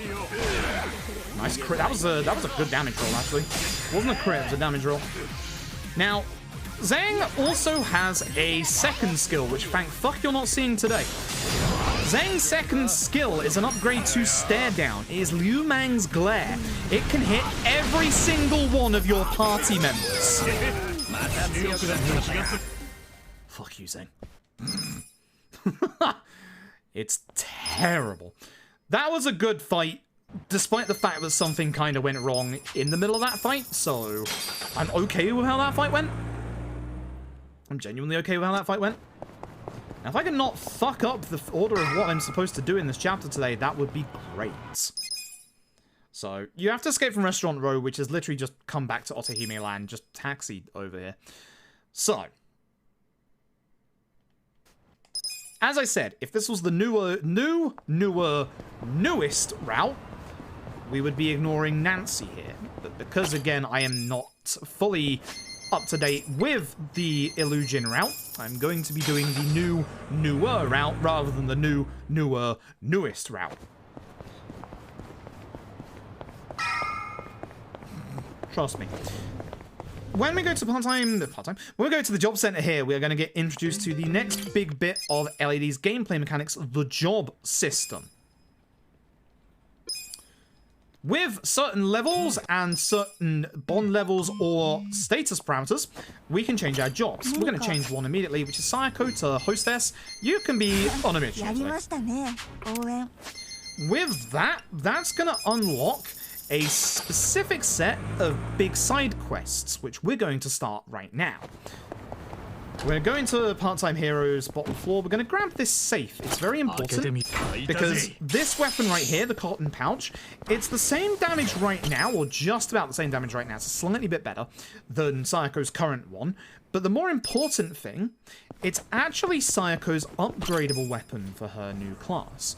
Every single class has at least one weapon that goes into an upgrade tree. And if you remember what I was saying multiple times during this run, weapons are your big source of damage in this speedrun. They are a giant source of damage. So we're going to head and get our first cat that has escaped. The reward for all the cats is 1,000,000 yen, which leads into a second quest for another 1,000,000 yen and an exceptionally strong damaging palmate. But we're also going to start getting our Kappa statues. The reward for the Kappa statues is 2,000,000 yen. So, in this newer route, we're going to be taxiing here ahead of time. We have completely cut out the vocational school over there. And instead, we are just going to be carrying on and grabbing our cats as we go along. Now, if Namba died twice, or you don't have full bond points for Namba at this point, you need to get a specific bond link conversation right now. There is a bond link conversation for Namba on this road, which I can show you because there's no fight spawn today. It's all the way down here. The bond link conversation is right here. If I could get past this group into the train station, that would be fantastic. God, that's tight. If I can get past this pillar, we'll be fine, because it breaks their vision. I hate trying to risk that fight spawn like that, but it's the quickest way to get to this taxi. So we need this taxi in this chapter, and later. Keep an eye on my minimap for late fight spawns. That's okay. We can get to this one. I'm going to carry on with the story. So, from the old route, we used to do this like halfway into this chapter. We're actually changing the order up. We're changing the order up to get cats at a better time, but we're also going to be doing a lot of different things. Now, I have enough odd stones for the correct weapon route. We're not going to get put on the other side of the station. So, unlike the old route, we need a tiny bit more money. So we're going to go to the ATM. We're going to withdraw literally all the money. 6,660. It's always that much. Speak to the receptionist. If we're doing the Illusion route, we get the Suntory mineral water from in there. Because it's the newer route, the old new route. It's a bad fight spawn. I gotta go around it this way because, as you can see here, there is a Kappa statue hiding his ass away. Hello? Video game? Thanks. With the Illusion route, you get a Suntory mineral water instead. Going over here, you'll know that this is usually our penultimate cat kicking up a fuss today. Fella. Hitbox. Cool. We're now going to go over to Restaurant Row. So again, this is looking a lot like the end of how we did the cat collecting on the old route. But you'll see why this route has changed, and the reasons why this route has changed when we go past the next bit. Because it's a lot more smoother now for the route that we collect cats and stuff. But it fucks with my head. So, skills. Sayako. We now do Sayako's menu. Oops, we do need her new weapon, please. And now we're going to carry on with the story.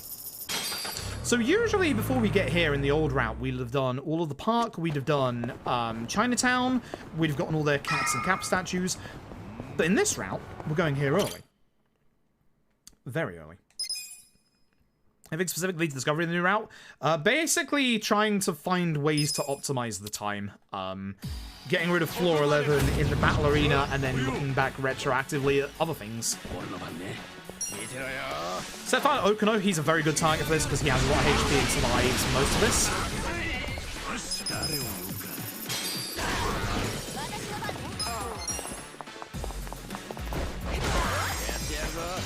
I was really hoping that, you know, she would have killed both of them, or at least one of them.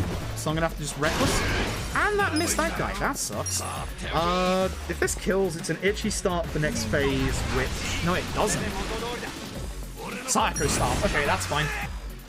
I know exactly what I'm doing. It should be Psycho into Adachi. So, say hello to Kume. Everybody fucking hates Kume, but in the speedrun, we actually really like Kume because Kume here is weak to every fucking attack in the video game.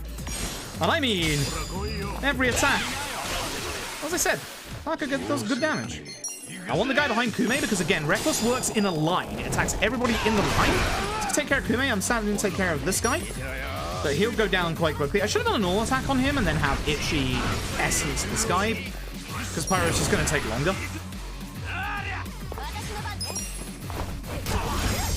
You have done it again! You have insulted me again, video game. How fucking dare you? Missing Itchy's essence like that. Did you know you can miss essences in this game? Because there's your proof. Speaking of proof, this is the strongest character in this video game. I'm not even kidding. This is Eri. She's a completely optional character. She's going to take about 10 minutes to unlock, and you're damn right we're going to unlock her. She is absolutely amazing and is a giant source of our damage through the entire game. This is the business minigame. Most Yakuza games include a business minigame. This is the tutorial for the first round. We don't have to do anything.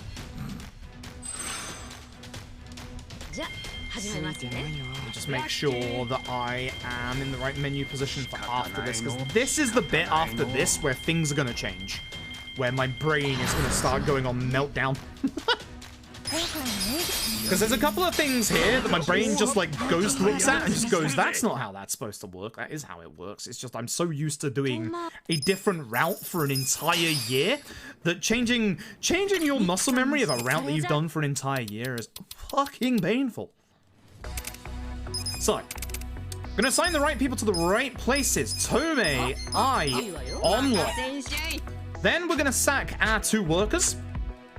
This is also a lot harder to do when it's on a controller I'm not used to, which is the DualSense.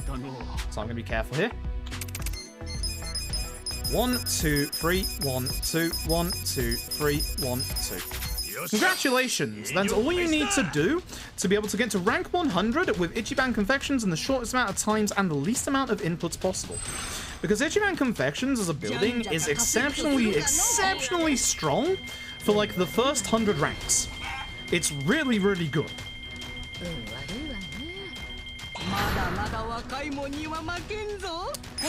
There are things you have to pay attention to in the business minigame now. Most of that is just these shareholder meetings, which we'll get into when obviously we get to them. Don't skip this because it puts you a little closer to the door with that fade out. And now this is where the chapter 5 stuff is going to change. This is where the route is going to change up. If you've played this game before, you know at this point you can actually end the chapter. We're going to be here for about another 30 minutes, hopefully less than that, because if it's 30 minutes, I've lost time. We're going to be here for about 25 minutes, where I'm going to be going and setting up for the early to late game, or the early to mid game, I should say. So, this is the first of our changes. We're running down here.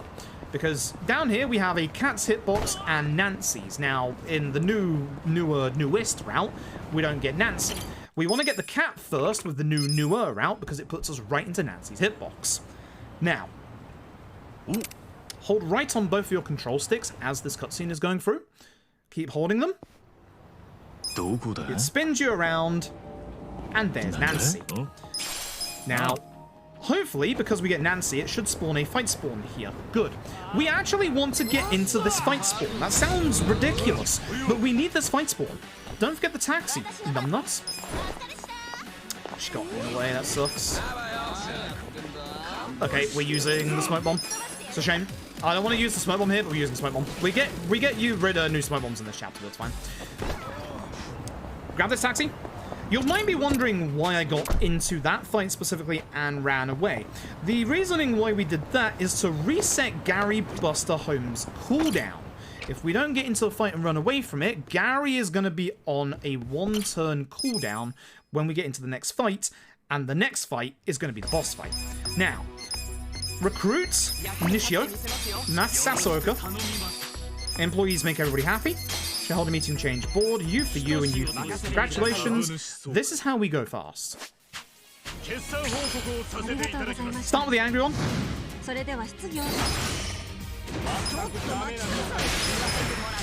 Always finish off with Omelette. I'm going to wait a tiny little bit here for my points to come back, just in case this is an expensive one. Which it kind of was, but we could have done it. For this last guy, we're going to wait until that skill on the bottom right is filled up. I could probably just take this guy out, actually.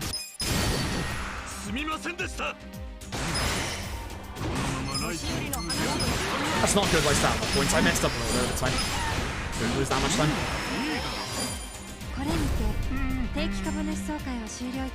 I saw him targeting the red guy, so I thought he'd be weak to obviously a blue shield, but nope. Nope. Pay attention rather than just jump forward. That's the key. And so we're just going to carry on until we reach rank 100, which again is only going to take about less than 10 minutes. Now, there's a couple of things you need to be aware of during the business section coming up here in terms of pop-ups. I should have skipped that. Oh.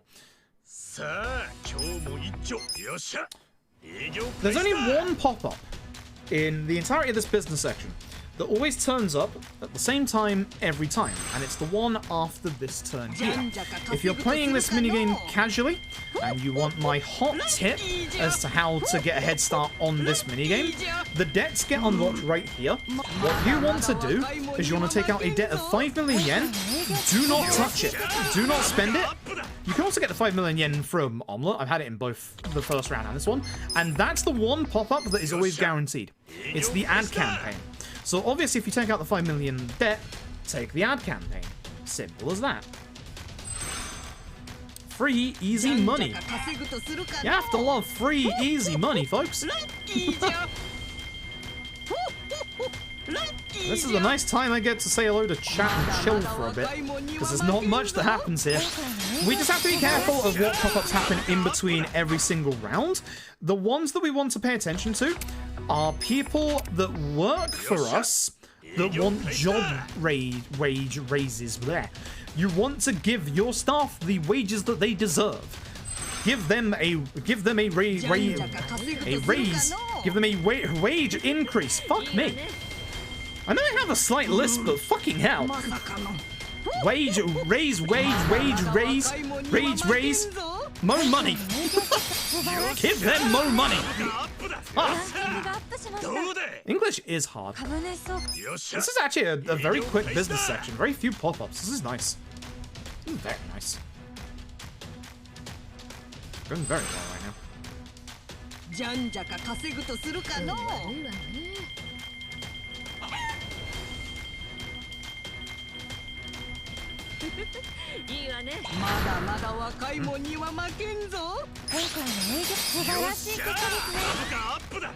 I can't give you Emlet into this show. Yeah, because I think Tom does that.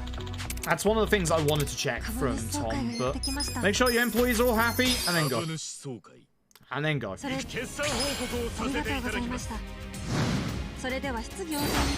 They're both angry. Oh no. This shareholder meeting is exactly the same as the first one, by the way. Like, exactly the same. Like, exactly the same. So if you know the first round, you know the second round. It's the third shareholder meeting that's the tricky one. That's the one you got to pay attention to. Also, you know, me actually paying attention to this. Yep. Why the job switch is important, because you need the skills from those jobs to be able to actually finish the video game. Because freelancer on Ichi is fucking terrible. That's why you go, well, I mean, it also goes to Hero, but like, imagine being freelancer for the entire game. Hero, you might think is good. Hero's actually one of Ichi's better classes, but in terms of the speedrun, Hero's actually not good. The only good things about Hero, and I mean the only good things about Hero, are the self-res, which, again, we're not relying on that for a speedrun, and 2, the attack up for your team. But again, supplement that with muscle soda. Whereas Ichi on host gets an AoE fire skill that goes off in a second.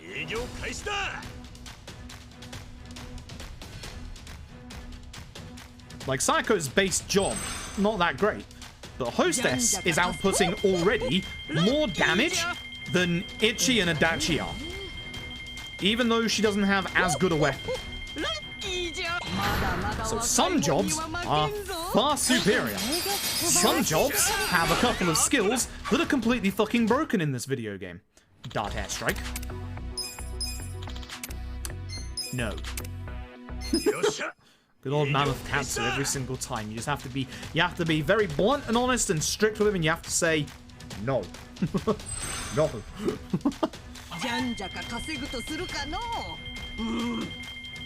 The only person that doesn't change jobs, or the only people that don't change jobs, are Namba, because we don't use Namba. Our boy Zhao, because we don't use our boy Zhao. And Joongi Han, because Joongi Han's base job is stupidly good. Like, stupidly good. Like, it is absurd at how good base Joongi Han's job is. Like,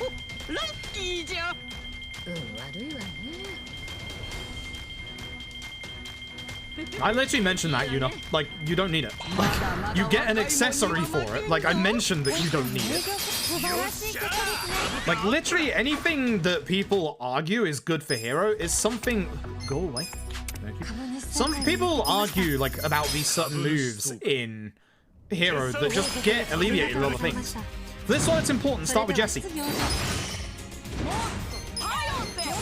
Now, for this one, you want to end every fight with Tomei instead. Joongi Han's base job is murder. Yeah? I can't argue with that. Wait for your points here. I waited a little too long here, but that's just in case. I'm going to show Tomei. It's fine if you wait, because you need to wait for the points for the next round anyway. Skill. Wait just a tiny bit. I think I've got enough points, but this can get quite dicey.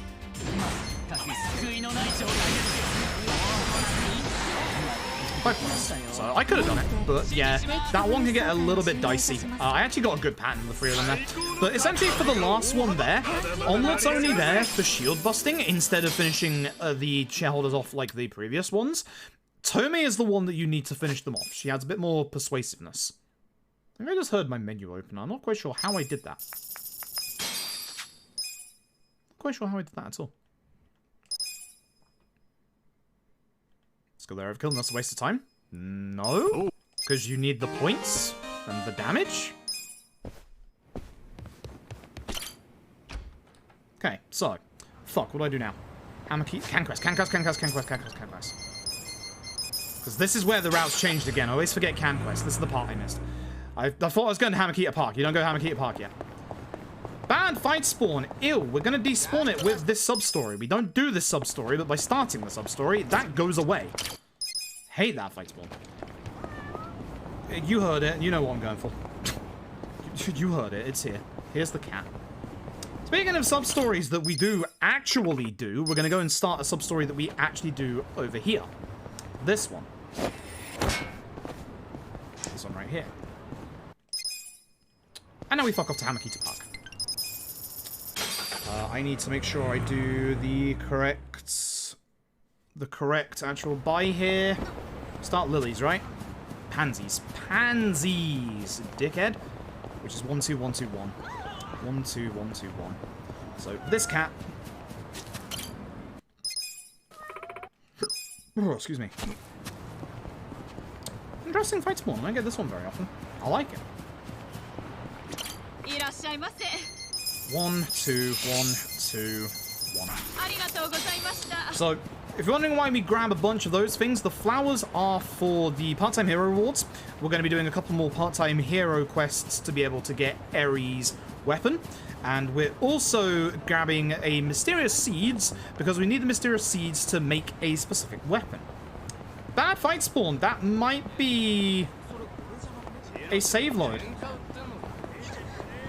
Honestly, that might just have to be a save load.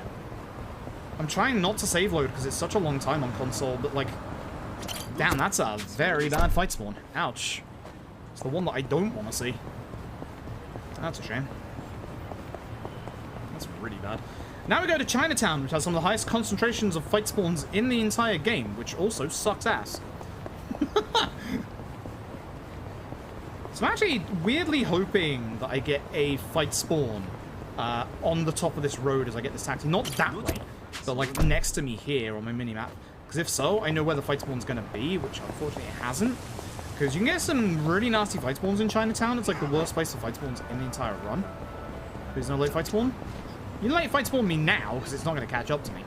But we need to go down here to grab this cat. Where do I go after the cats and stuff? Pharmacy? And then... Let me get the fucking camera out. Pharmacy and then... Pharmacy and then Bar Survive? Right? Pharmacy, Bar Survive... Cat at the nightclub... Part-time hero? Right? Anyway. 2 Paralysis Pulses, 2 mental supplements, 2 first aid, 1 plant stamina and spark, and 30 Semidyne Super X. Money is quite tight. Bar Survive. I think. Yes. Yes. So this is the point where Namba needs his bond points.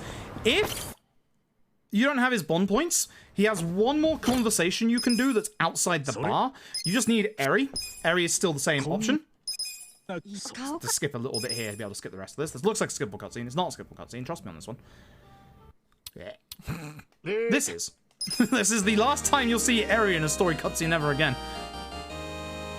It's not the last time you'll see her in the run because she's about to become a permanent party member. We need Namba now, which is now... Everything else is circle, isn't it? Yeah. And then just don't forget to plant the seeds, you dumbass. Because that's something I'm going to forget to do. Namba! So Namba's new dialogue options are circle. Well, I actually got that on the first frame. Good stuff. Into circle. As soon as she turns up, you can skip. We need the charisma and star for Ichi's jobs. And then Sayako. With Sayako, we're going to do a little bit of a glitch. So, we're going to give her the lilies, because she likes lilies. And by start skipping as much of this cutscene as we can, what that does is it stacks her bond stuff on the right-hand side of the screen, and as you can see, it gives her more. That's the bond glitch. We don't actually use... There's no other glitches that you use in the run. But that one gets us the charisma that we need to unlock, I believe it's Foreman. Because Style should be host. Now we speak to the bartender. Hello, sir. You're not the bartender. Because we need to unlock...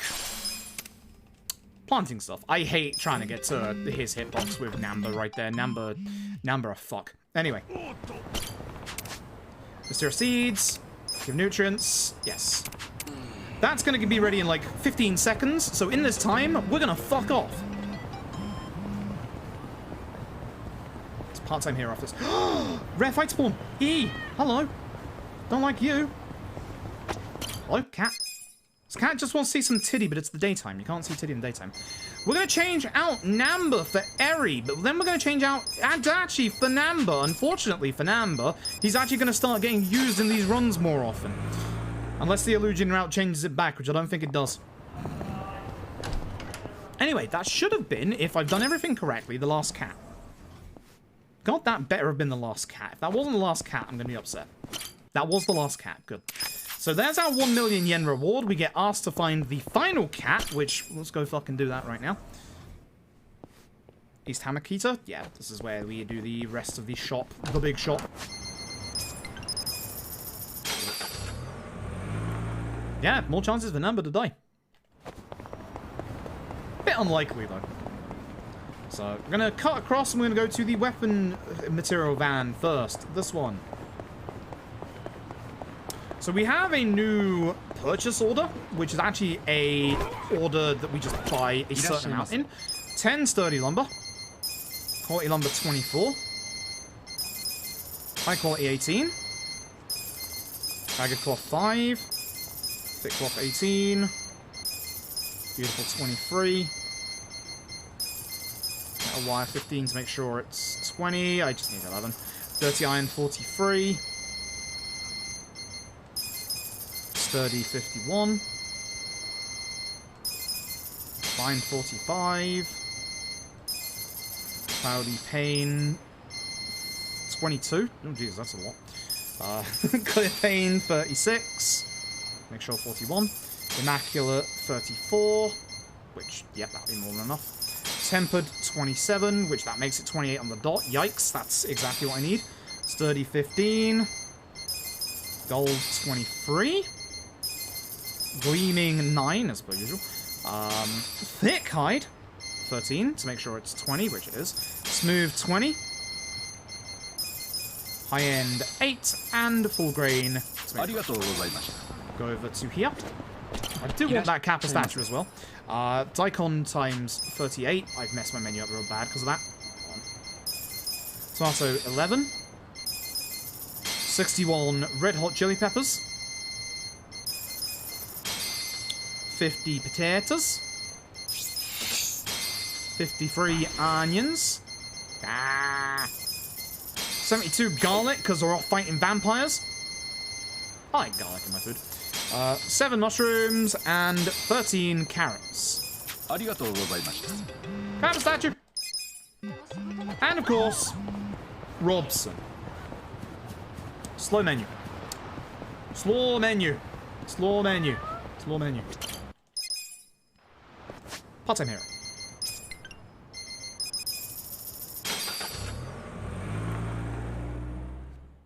Yep.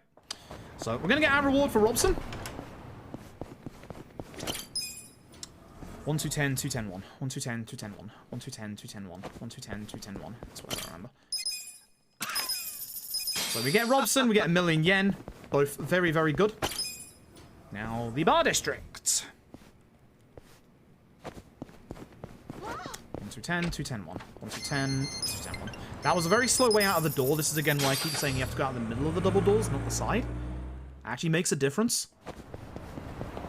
1 2 10 2 10 1 1 2 10 2 10 1. I forgot to pick up the fucking seeds!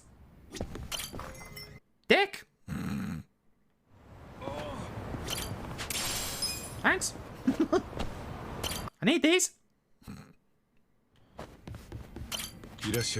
Whoops. 1 2 10.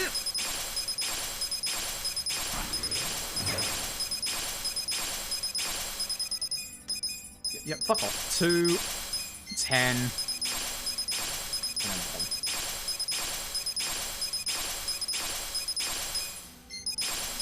1. Outside? Dumbass?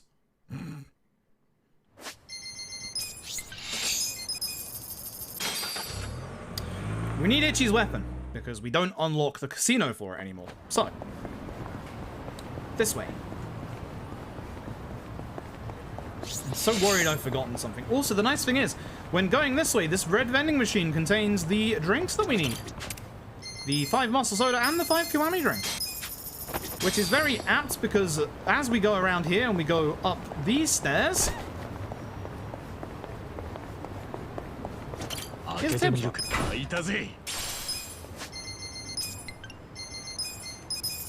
Now we find out whether my shop was correct or not. By God, I hope it is, otherwise I'm in trouble. Let us find out. So yeah. Upgrade the blacksmith to level 2. We're going to craft ourselves a couple of weapons. We're going to craft ourselves, not strengthen, craft ourselves the steel broom. Find bandages, metal ruler, and of course we'll take yellow wine. I have 1 spare odd stone, so I need 4. Good to know. If not, craft armor, moron. Bandages times 1, and the pouch times 3.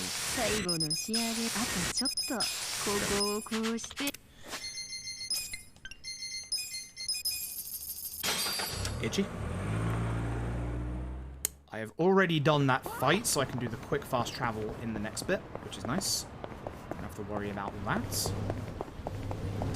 We're going to change Itchy into 2 different jobs. We're going to change him first to foreman, and then to host. Today you can be Ryuji Goda. So I feel like it's a Ryuji Goda day. It's always a Ryuji Goda day.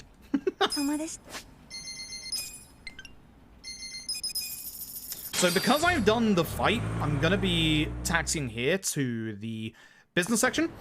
That is because it shouldn't spawn a fight spawn here.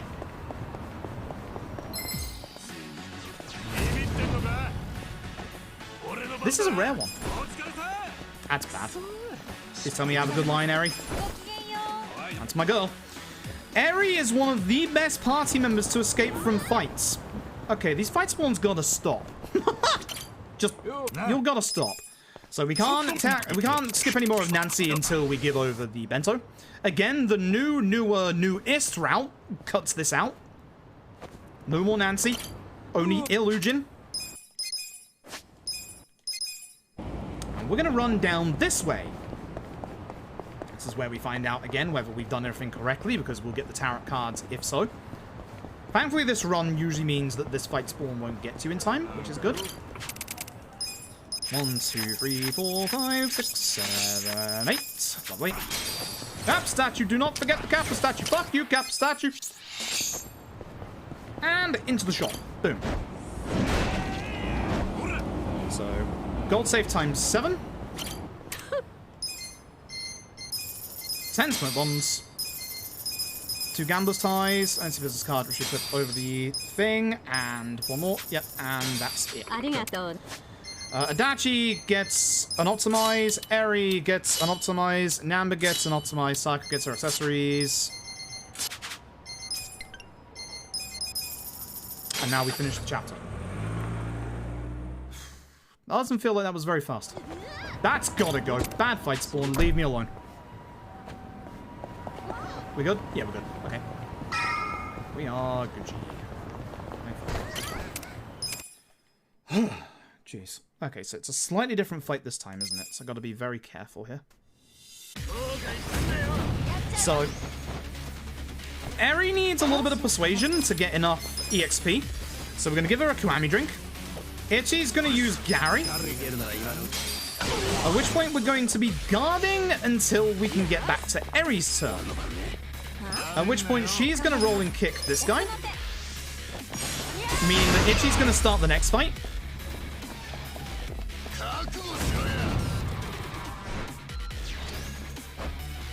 At which point Itchy's going to use Robson.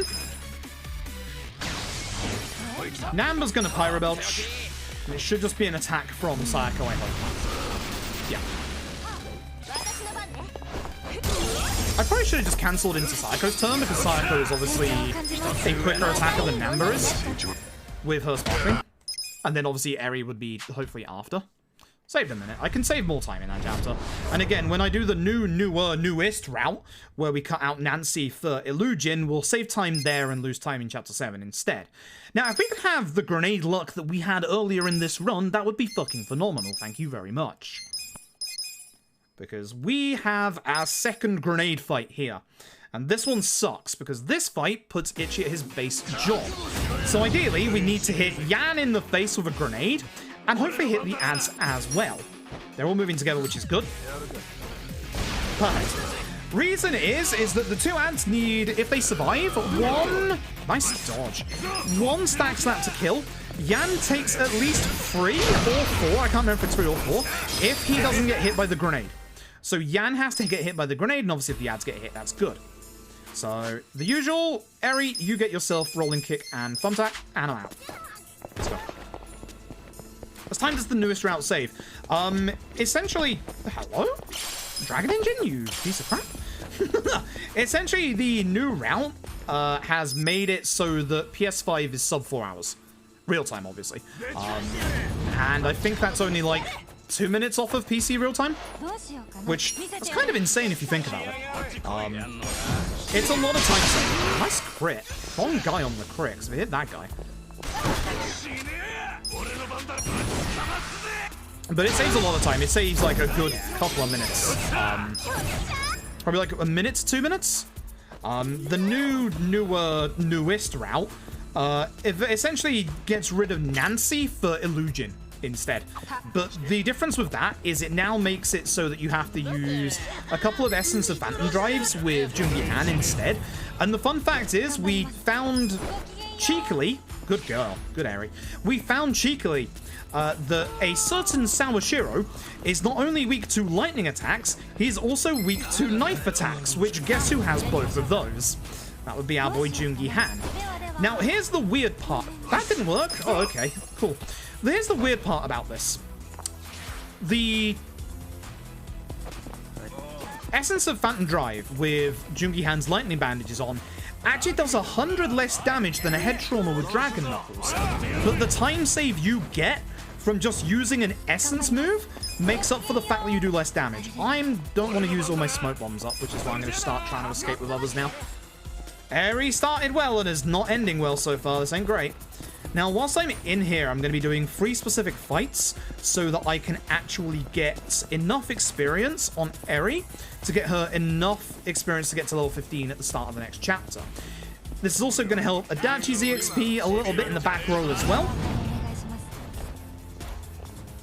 This might be too far away. Yeah, Dragon Engine. Yeah. So the Dragon Engine thinks that Eri is at the boundary of the fight. So every single fight has an invisible wall around it. Oh, I need to do this warning now, just ahead of time. Turn your volume down, because somehow this sounds meatier on PS5. Turn your volume down now, because if I finish this fight in one hit, and especially if it's a crit, this is loud. Even louder on PS5. Somehow. I might miss the gun, right, actually. Please don't, because I won't miss the gun. Oh! Not as loud as it could have been, but still bad. That is... there's just a real meat to that on PS5 for some reason. Yeah, this is the new route that uses Namba more, because at this point it should be Adachi in... It should be Adachi in the party, but it's Namba instead. This one only goes loud if it crits, and if it does crit, it's going to go very loud. So again, keep your ears turned down for this one. It's okay. 5 odd stones, perfect. I only needed 4, but 5 is perfect. That's exactly how many you need.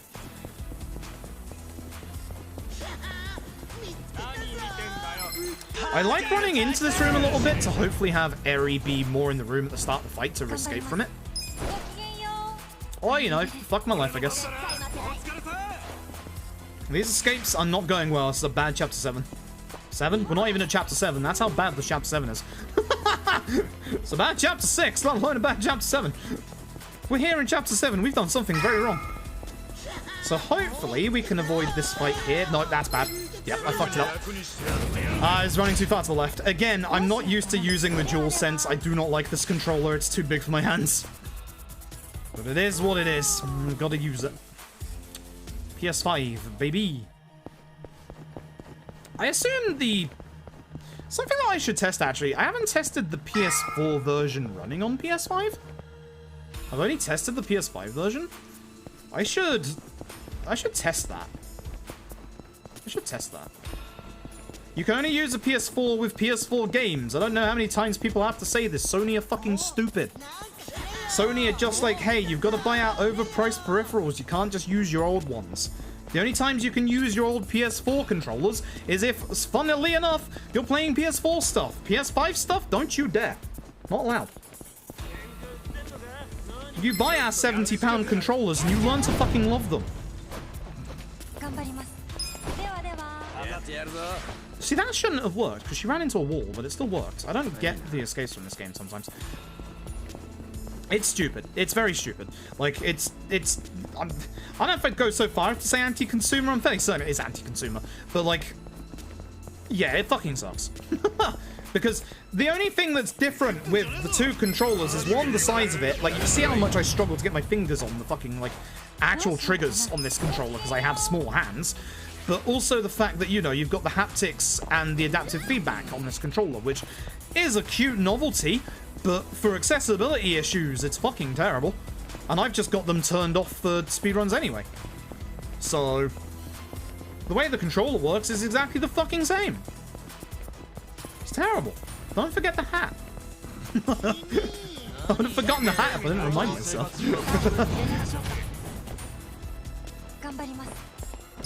Yeah, that's not gonna work when you run that way, is it now, Eri? Because waiting half a second there. I just saw her go to the left. And it's like, well, she's going to run into that wall. There's no way she escapes. I mean, Sony doesn't know what the word backwards compatibility means anyway. Look at their PS3 and backwards compatibility games, which, you know, they're non-existent. Fuck off. This has been a very bad chapter for Fight Escapes. Alright, hat. Get me my hat. Have you seen my hat?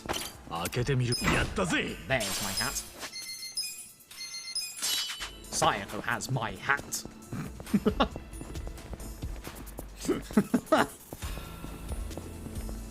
She can play PS1, yeah, but nothing can play PS3.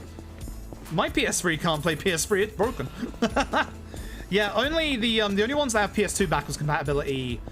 No, it's only the PS2 backwards compatibility, Rosa, is the launch 60GB versions. Any PS3 can play PS1. But the PS2 backwards compat is the OG launch 60GB ones. By the way, turn your volume down. Last time, potentially. I don't know. This one usually doesn't work. Aries too far on the right. This isn't going to work. Dicks, it worked. Thank God it wasn't the correct. My new PS3 bottle so busted. My new PS3 is boxed. I still haven't set it up yet. Because it's in the box. That's why it's boxed. You'd think in the week off that I had from streaming, I would have had the time to set up and test this new PS3. Yes. I've got no excuse, really. That definitely can't work that way. I do need to set up that new PS3. I just need to find the time. Now that I'm back to streaming, like, full-time again, I now don't have the time. Ironically enough, even though I do need it to do my full-time job. Don't ask. Yeah, no, it wasn't gonna work. That's not gonna work either. I don't know why I tried that. Yeah. This is terrible. My escape lock is really bad so far. Like, really, really bad so far. This is unfortunate. This is really unfortunate. But yeah, like early edition PS3s actually had PS2 backwards compatibility. I don't remember hearing good things about the backwards compatibility for it, but you know, it's still nice that, you know, they had some way of preserving their PS2 games. And ever since the PS3 era, what is game preservation? I'll take Nintendo for 100.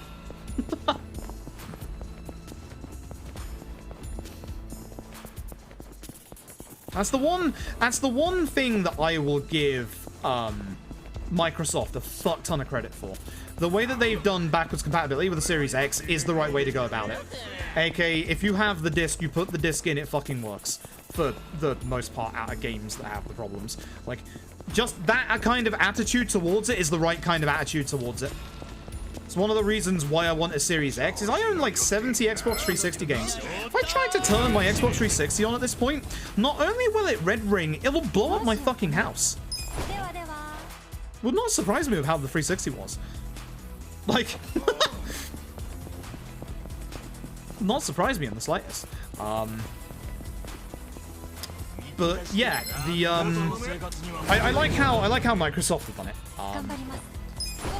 I wish Sony and Nintendo would be the same. The Xbox 360 always looked like it wanted to explode every time I looked at it. That thing was made out of bloody paper. And yeah, I'm moving from a fat PS3 to a super slim PS3, which I don't know how super slims are for. I don't know how super slims are for speedruns, but here we are. We're gonna find out, aren't we? It's gotta be better than my fat, because I'm fairly certain my fat is just broken. I mean, it is, but you know. God, I hope this new one isn't broken. I'll be very upset. What am I doing here? Because this is different.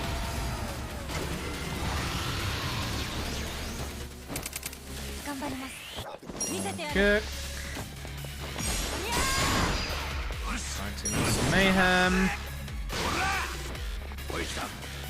Pigeon.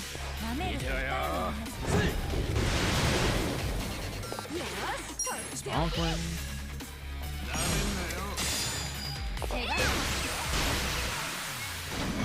Truck.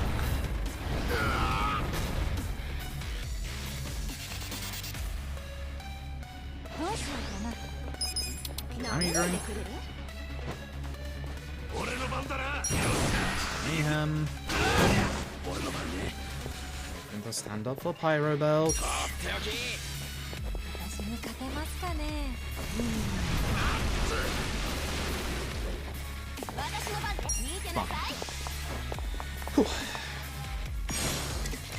It's not worse than the fact, yeah.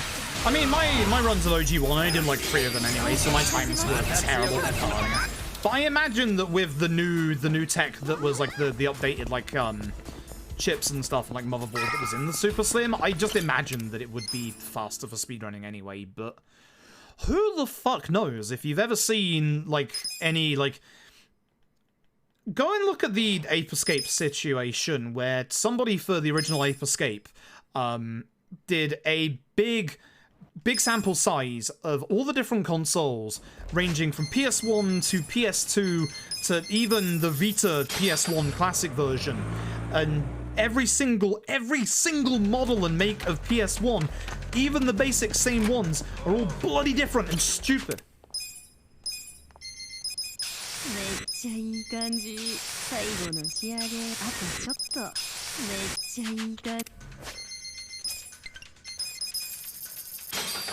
Yep. I just wanted to make sure I got my menu right, and I just need to make sure I get my next menu right, because it's the next one that I don't want to fuck up. PS1 games faster on PSTV? Yep. Funnily enough, I own a PSTV. Have I set it up? No! Do I need to? Yes. There's a little bit of a reason why I'm delaying setting up my PSTV. Which is actually because of... Words hard.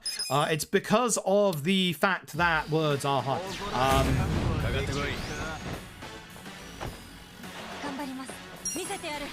I don't know what region to put it as. I hate that you can only have like one region at a time. Like, that's really stupid. Nice Nancy bonus.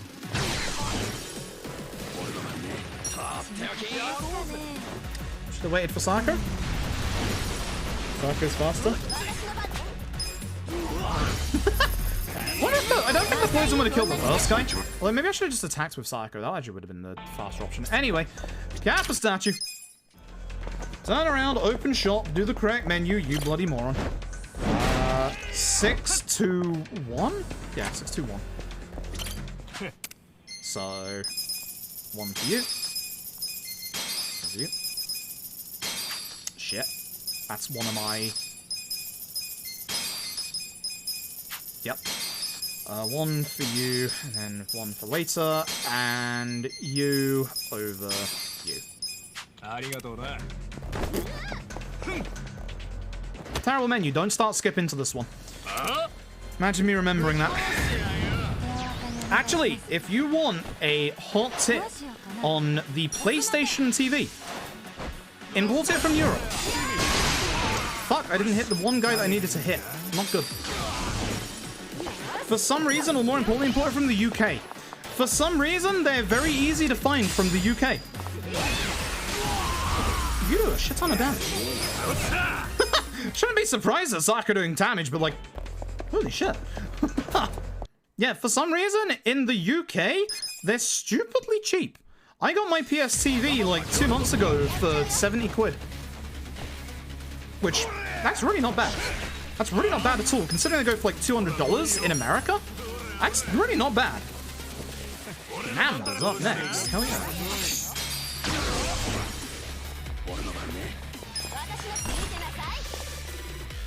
Definitely could have used, yeah, sorry. That's the dirty little trick.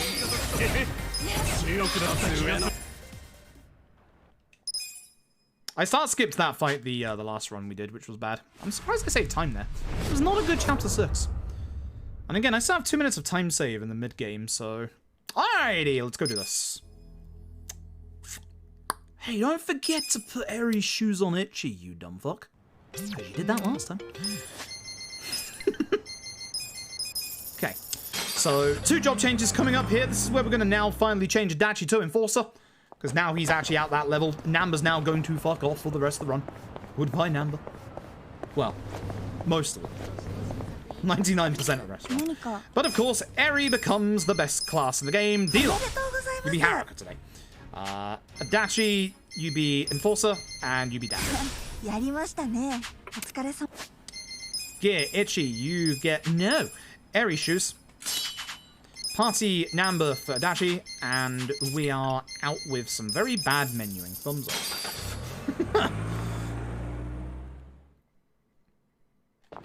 Here comes our one and only breakpoint of the entire run, which sucks. Which way are you going? Please go left. No, you're coming this way. You turn. What the fuck are you doing? I don't even think they know what they're doing, so I'm going to try and just despawn them, and hopefully they don't respawn. Yeah, good. Sometimes they do respawn, which sucks. But yeah, this is the one and only breakpoint in the entire run, which sucks. Yeah. Yeah. 俺ら少し前にコミジュルの人たちと揉めたことがあるんだけど。I mean, yeah, it's not stupidly cheap. But it's still a lot cheaper than trying to get it from America. Like, they've gone up in price a hell of a lot at this point. Like a hell of a lot. そんなに怖がらないで。怖がるって。It's just weird that, you know. It's just weird that, that's a trip? No, after. We don't have Adachi's weapon. Why would we go now when we don't have Adachi's weapon? We upgrade Eri's weapon in the previous chapter. We've already upgraded Saiko's weapon. We have upgraded Ichi's weapon. It is after, when we get Adachi's weapon. There is zero reason to go now. Ichi and Eri. No, they've already got their upgrades. That was in the last chapter. Like, that was in the last chapter!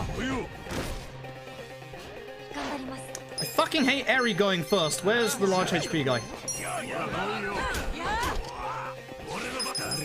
Fucking hate Eri going first so much. Because I have to target between all of these guys to try and get this guy. God, I hate her going first so much. God damn it. So it's like a stupid little bit of time loss just because you have to target with Eri. The bloody targeting system in this game. Nancy. See, for this chapter, we'd go and get Illujin before this, and we'd use Illujin here, for example. Now you go first. Thankfully, that killed everybody else, so now I don't have to menu this time around. Fuck you, Eri.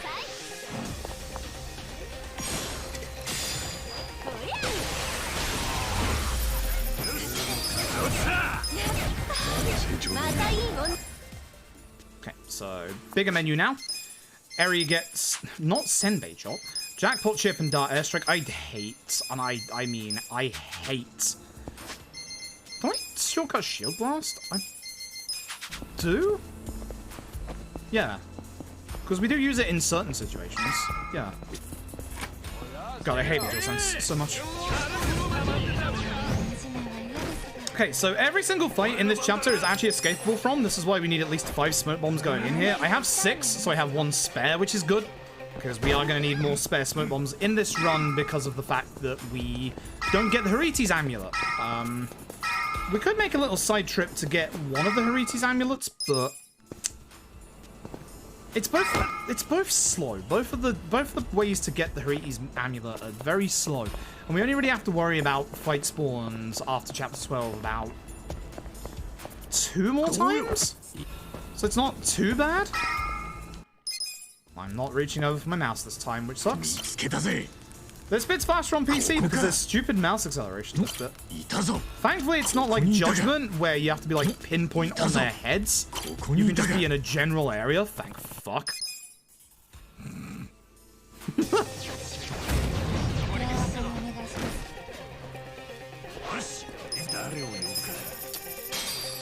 Damage bonus just to show off. If you've come into this chapter with only 4 smoke bombs, there is a place to rectify that, which is this fight right here. Ooh, excuse me.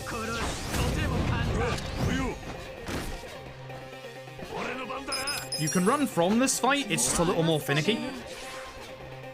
If we have the smoke bomb, we might as well use it. So.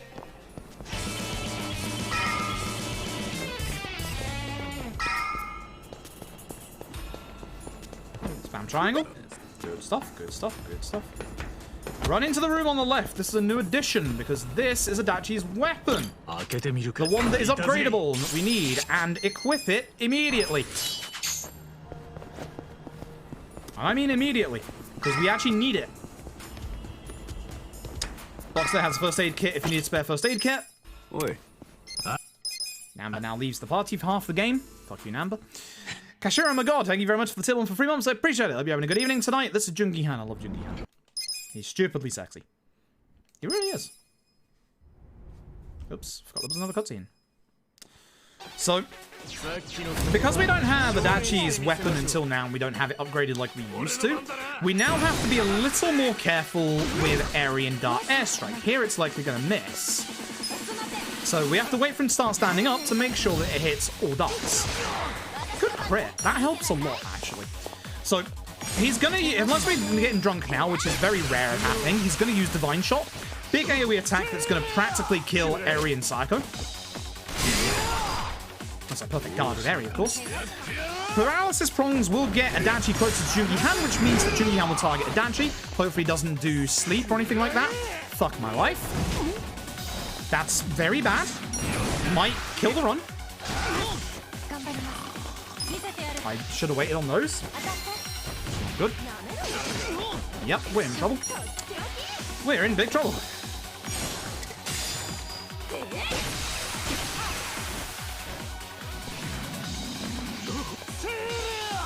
That's Sakura dead. Sakura dying is not the worst thing. Wait this time, eh? Actually, wait this time. Actually, I don't think I needed 2. I think it's only 2, right? Yeah, 2. Shit.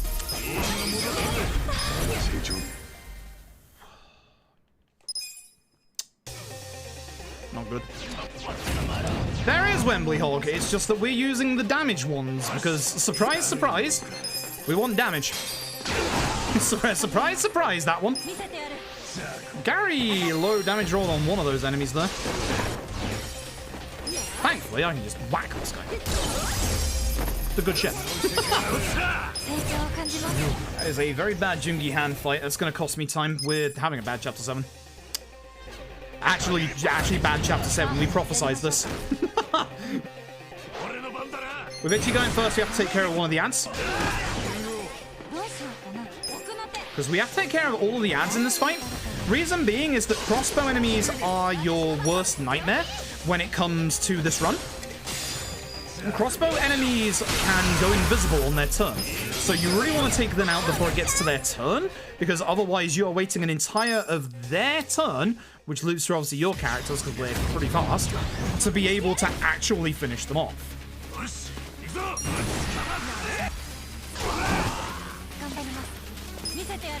I don't know if that kills. It did. Good. Wasn't sure if Eri would do enough damage, but nah, she did. Good shit. Okay. Now we blacksmith. Now that we have Adachi's weapon, now we blacksmith. But we only blacksmith for Adachi's weapon. But first, look up. Cap statue. As always.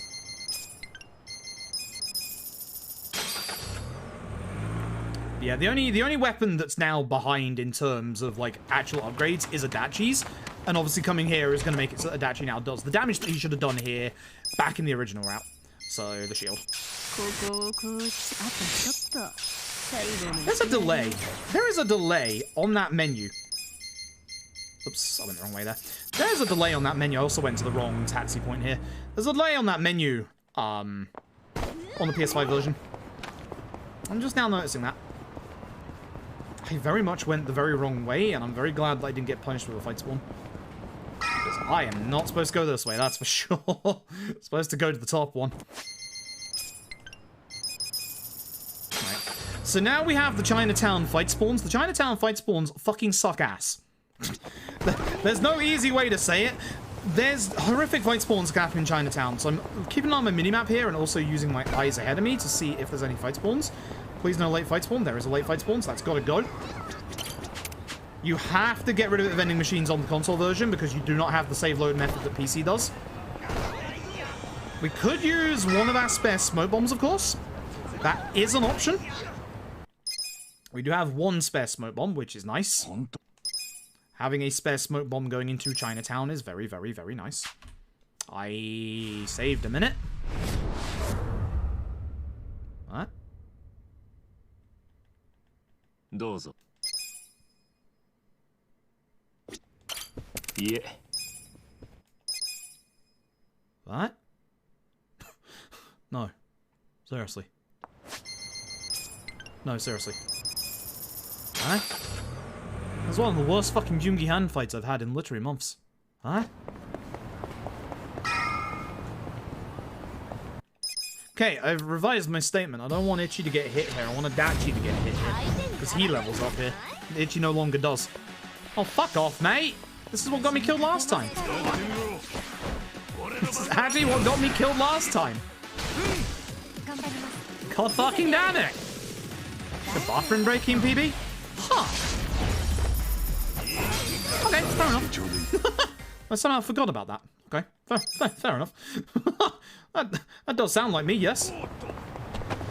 Am I actually going to try Mabuchi again without healing Itchy? Yes, I am. Cat Jam in the chat. Thank you very much. Christ, this is a bad idea. I remember what happened last time. Swear I lost a minute because I fucked up. You made that up? That still sounds like me. I'm actually going to have Itchy die on me.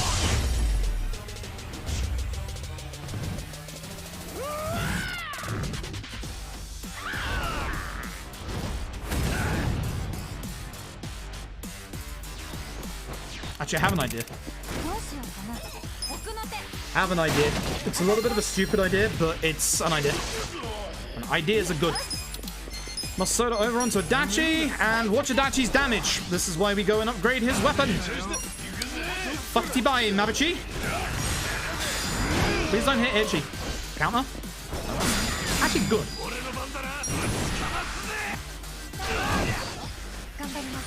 Okay, so this is going to do enough damage to put him at his changeover point here. This is going to be the bit where Itchy dies. So usually, what I would do is guard with Sayako, but instead I'm going to hit with Sayako and hope Itchy gets a high enough agility roll that I can guard with him. Itchy, for the love of God, stay the fuck away from him. Oh, fuck. I got it on Sayako, not got on Itchy. Did it again. Fuck me. It happened again. Fucking hell. I really need to learn to heal Itchy before coming into this fight, because on PC it's usually fine. On PC, Itchy doesn't usually get hit, because for some reason Eri and Sayako get targeted before Itchy. So... Oh yeah, he doesn't have a heal here either.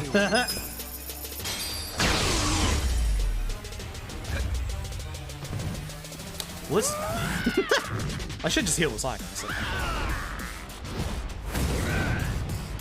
Man, that was going to be where I had a massive amount of time save in this run.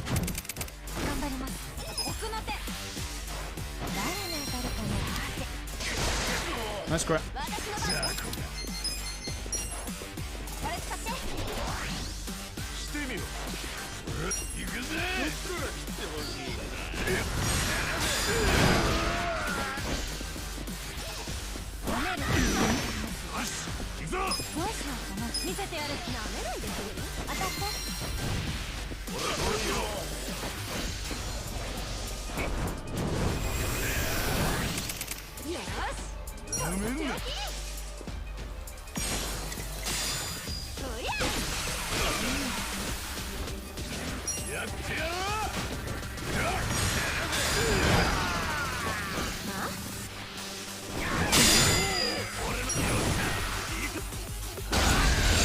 He was behind him this time.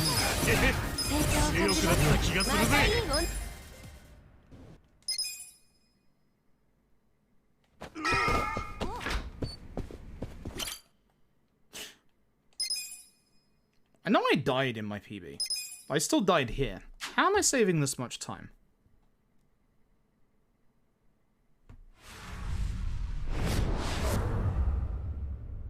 Somebody do me a hot solid. Can you go to speedrun.com and can you see what my console PB is, please? I'm getting that sneaking suspicion again. That sneaking suspicion that I'm on my average splits. Nope, that's the same time.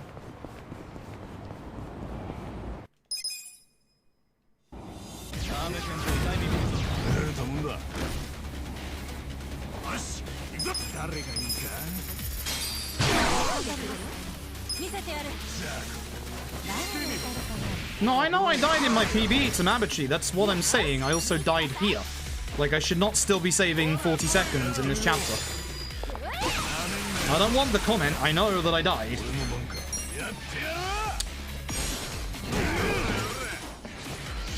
Fucking targeting system, I swear to God.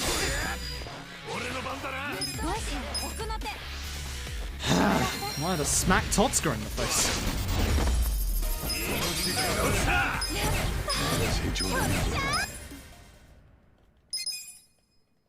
I do not know how I saved 40 seconds there. That's why I thought something was off. I should not have saved over the last 2 chapters. Nice late fight one. Should not have saved over the last 2 chapters 1 minute and 40 seconds. Like, not with that chapter, not with that Jungi hand fight, and not with that death to Mabuchi again. If I didn't die to Mabuchi, yes, I would have saved 40 seconds. But in my PB, I also died to Mabuchi. Oh, time save, time save. Who gives a fuck? I mean, I give a fuck because I like to understand how I'm getting this time save, because there is no reason why I should be getting that time save right there. That's what I'm saying, Helen Vixen. Fast load times? No, they're exactly the same. They're exactly the same. Gee, I need you to go first, dude. Good lap.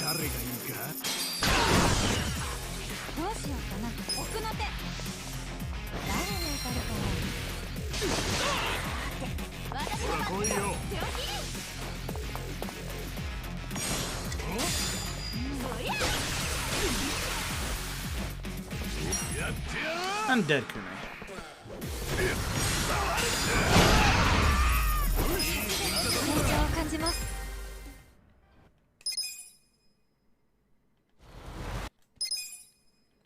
Quit to menu last run. Oh, right.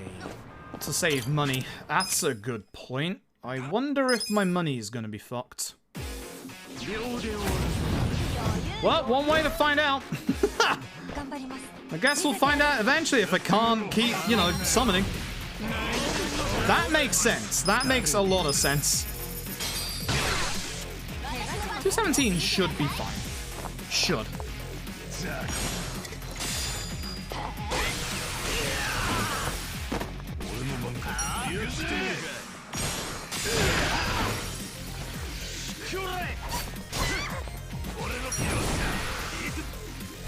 No, that makes a lot of sense. That makes a hell of a lot of sense.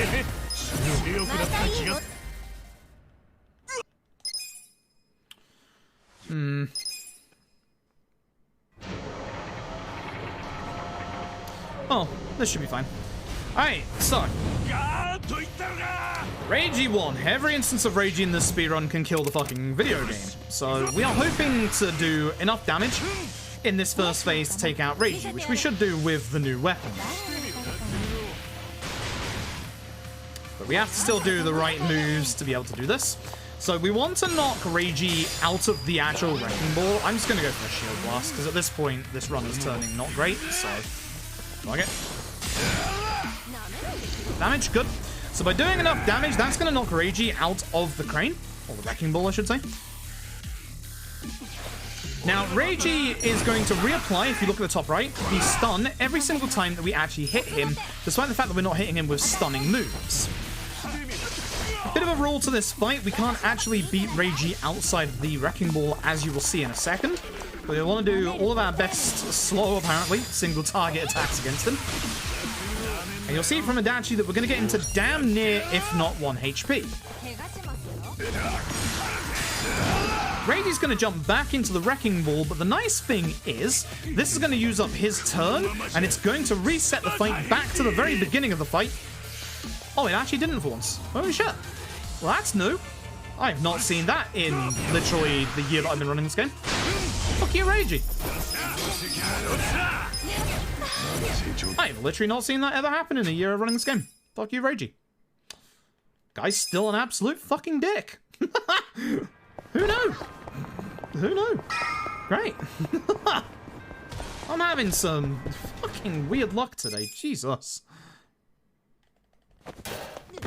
At least he did the one move that he winds up instead of, you know, actually does anything with.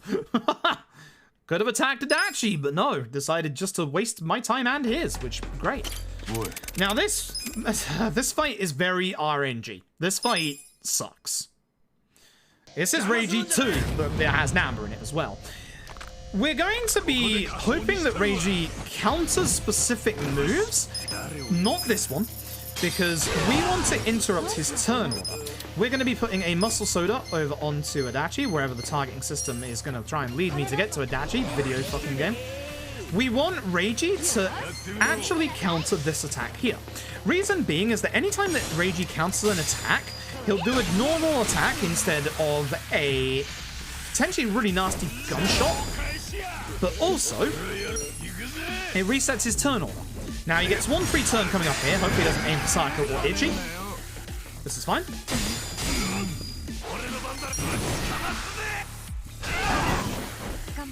This should kill Reiji. Might kill Namba if we get good damage. Nope. It went for a double Reiji, which is fine. Double Reiji is fine. Cool. Really not much more to say other than that. It's just, you know, good fight. Yeah, it's just, it is what it is. That's why I spent learning this game. It's so weird. I've never seen it in my year of running this game. But there, finally I've seen it, I guess. So, great. Thanks, Reiji. Fuck you, Reiji, I guess. I saved the second! Let's go! Hell yeah! Alright, chapter 10. Don't fuck up the menu. Chapter 10, I reset in the middle of a set piece. So theoretically, I should have a minute of time save in this chapter. Theoretically. Whether that actually goes that way or not is a completely different matter. Turn-based RPG speedruns are a pain in the ass. Summon the Gary. Summon the darts. One guy is not stunned, and I'm hoping he dies. He did not die. So I'm gonna kill him. Unfortunately, two of them are actually really far away from each other, so I'm not gonna be able to get everybody with a shield blast. So it's gonna be the normal amount of turns this fight. I'm going to be trying to take care of both these with Shield Blast. It's probably not going to happen. Also, T1, T3. Yep. So now we just wait on Dart Airstrike. We could do Attack TS Mayhem, but we still have one enemy left alive after that, so Dart Airstrike makes more sense to wait till. See? Shame, but it is what it is. Hey, Lornas. Hope you're doing well. Thank you for the 23 months. That's almost 2 years. Holy shit. Thank you very much for the resub. Hope you're doing well.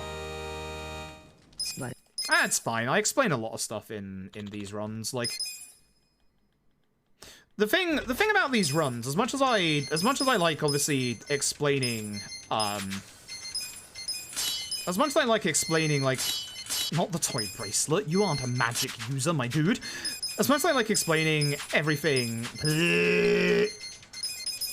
That's a disgusting menu. Much as I like explaining everything in these speedruns, it also does stifle, you know, conversation a bit, because, like, you know, most streams, obviously, as much praise as I get for my commentary, most streams, obviously, they bounce off of the actual streamer themselves. Like, I do think you can be a popular streamer if you don't talk much, but you have to have, like, exceptional gameplay to kind of back that up. So it's kind of like... Nice double. Where's the other guy? Bye! Yeah. So it's a little... Ow. It's a little hard for people to start conversations in chat when, you know, I'm just constantly explaining what I do in these fights. Zhang here, he's still a pain in the ass, but not as bad. He's weak to thunder attacks and gun attacks. Dart Airstrike is a gun attack.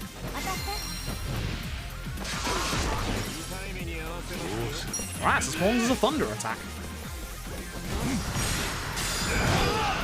Ladies and gentlemen, Jungi Han has a fucking gun. It crits really well as well. Hopefully he's paralyzed from this. Yeah. I don't like him being next to the wall. This might miss a dart, because dart airstrike is your big damage dealing attack in this fight.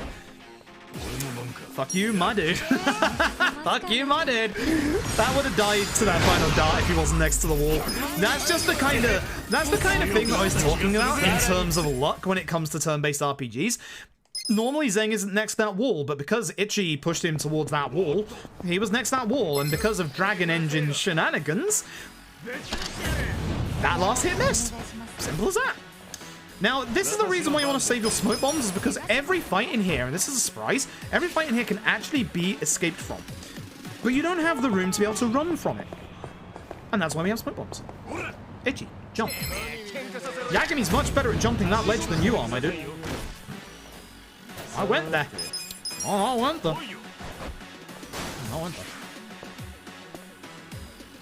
How are you finding Fist of the North Star, by the way? Are you starting to lose your absolute sanity with the game yet?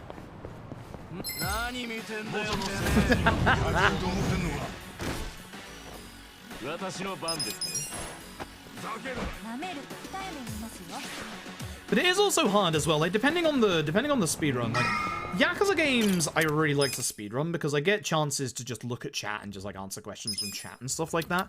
But like when I've gone back to Titanfall 2 and I have to concentrate a fucking shit ton on the movement of Titanfall 2, it is a lot harder. I did want to hit Kang. I do want to punch Kang here. So I need Robson.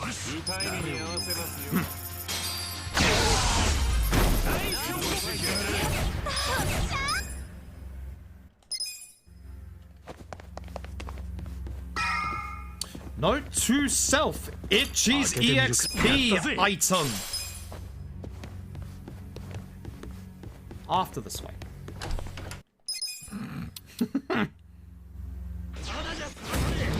So, Yun is the one we want. That guy.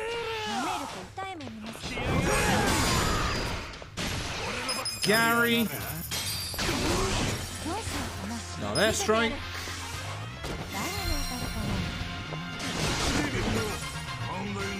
Whack him. Okay, so Itchy's other EXP item, you absolute dumb idiot. Good job. Holy shit, you remembered. Eri. Heal up for the next fight. I need it for the MP. I don't think I needed to heal. I think even my MP value was quite nice there. Oh well. Yeah, well, I think even my MP value was actually pretty nice. But this next fight is a two-phase fight, so it's a long fight. It's also a very dangerous fight. In this first phase, ideally the people that I want to get hit are Itchy and Adachi. Weirdly enough. Thanks.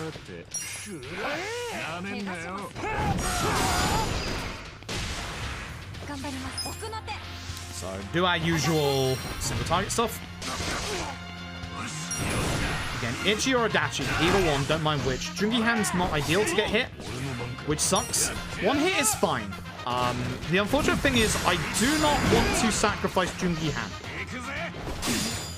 Thankfully, this man did not do the thing where he paralyzes me. And now time for Phase 2. Phase 2 has a gimmick to this fight, which makes it a lot more manageable when you know how to deal with it. There's, of course, the Tiger fight. The Tiger's big gimmick is that it will always attack the last person who attacked it.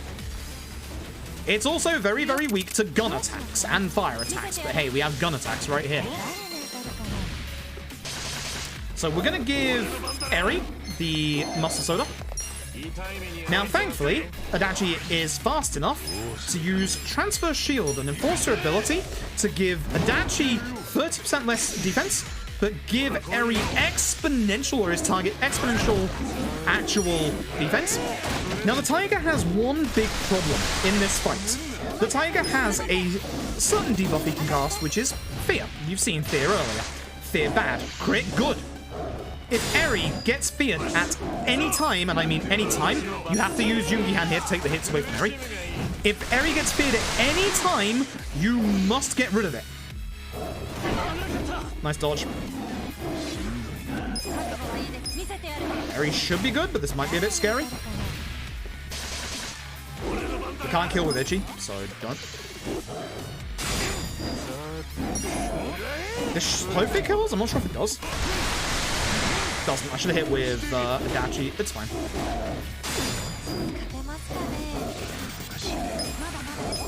It's fine. Bit of a slow fight. Bit of a slow fight. The important thing. It's a very important thing. Adachi needs to survive until the middle of chapter 13. Jungi Han needs to survive until the start of chapter 14. AKA, they can die in a fight, but they need to be alive at the end of the fight. This is for EXP reasons. At this point, everything is very important not to fuck up. Now, if you've done everything correctly at this point, Adachi should be the person in the third slot of your party, and that is very important. Go to Eri, give her this new gear, and we go in here. Ladies and gentlemen, one more time I will ask of you. Cat jam in the chat. If I die in this fight again, I'm going to be upset.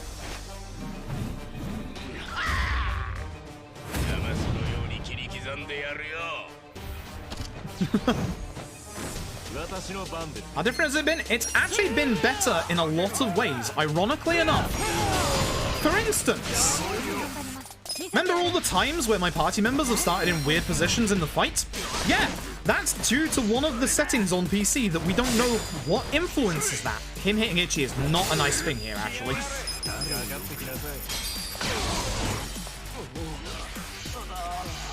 Okay, counter's good. As long as he doesn't hit Itchy, we're fine.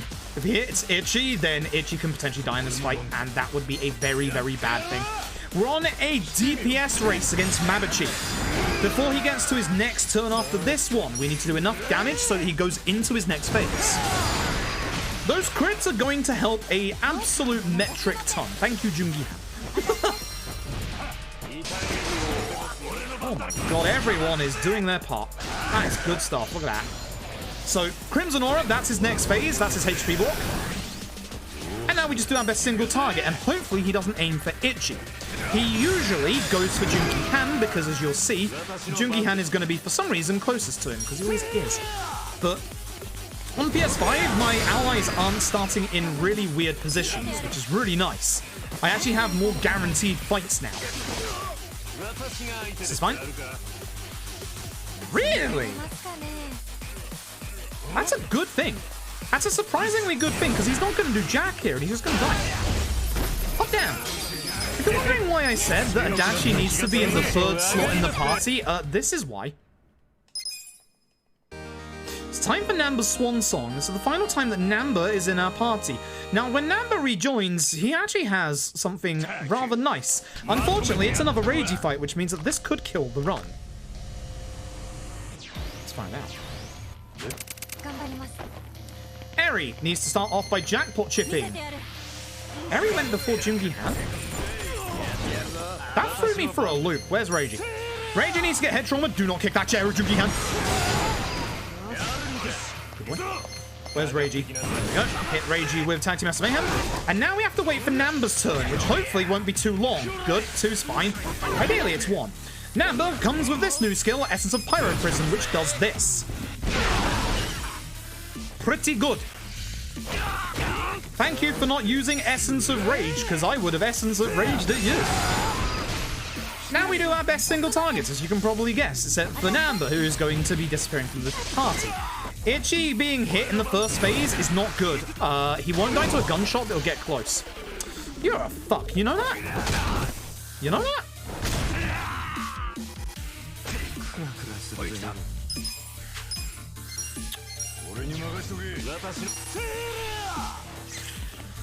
The trouble that I have with this is that Itchy's going to be standing very close to Reiji, so he's going to be target priority number 1.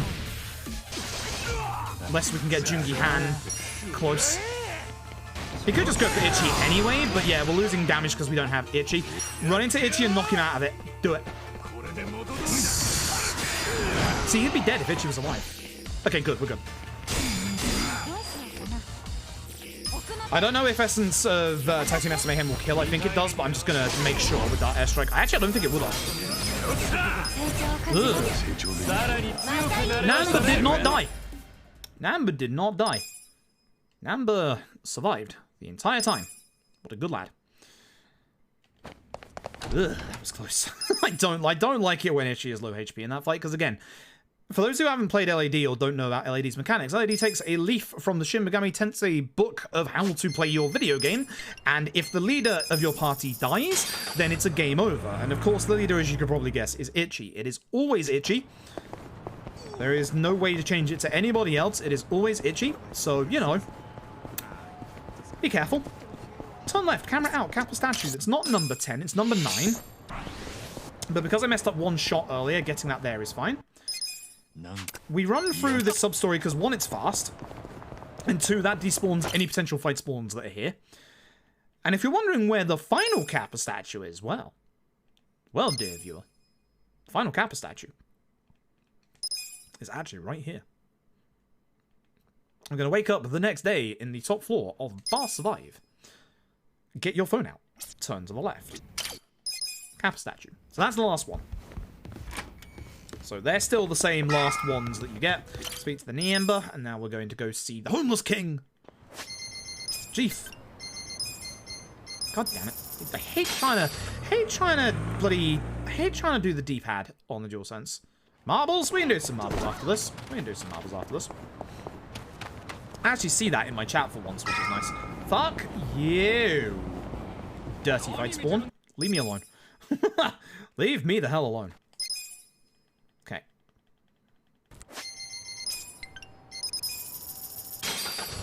We're about to save a couple of minutes, by the way. Just a couple. Just a couple. And this is still a run with a Mavichi death in it. Now, the thing is, the run could still die. Because of the earlier retry, we might not have enough money. Fuck. Smoke bomb. Please tell me I have a smoke bomb. I do have a spare smoke bomb, right? I should do. My one spare smoke bomb. The Chinatown spawns of fuckery. Woo. My get out of jail free card, just in case. Yikes. Yeah, we're a couple of minutes ahead. Not too bad, not too bad. Okay, again, we could be in trouble if... I was supposed to Kiwami Adachi, but I guess with Itchy being stunned, I couldn't. With that retry, it has used up a little bit of my money. By the way, here's your final party member, our boy Zhao. You'll never see him again. The only reason that he's actually here is to give Adachi his shoes. He's a shoe delivery service. So, Adachi, his latent agility is absolutely terrible. Now, the thing is, we're not giving Adachi Zhao's shoes to get him to catch up with the rest of the party, because he never will. Enforcer's agility and his own latent agility are too terrible to do that. We're giving him Zhao's shoes to catch up to the enemy. That is the important distinction. Bad fight spawn, that's gonna get save loaded or ran.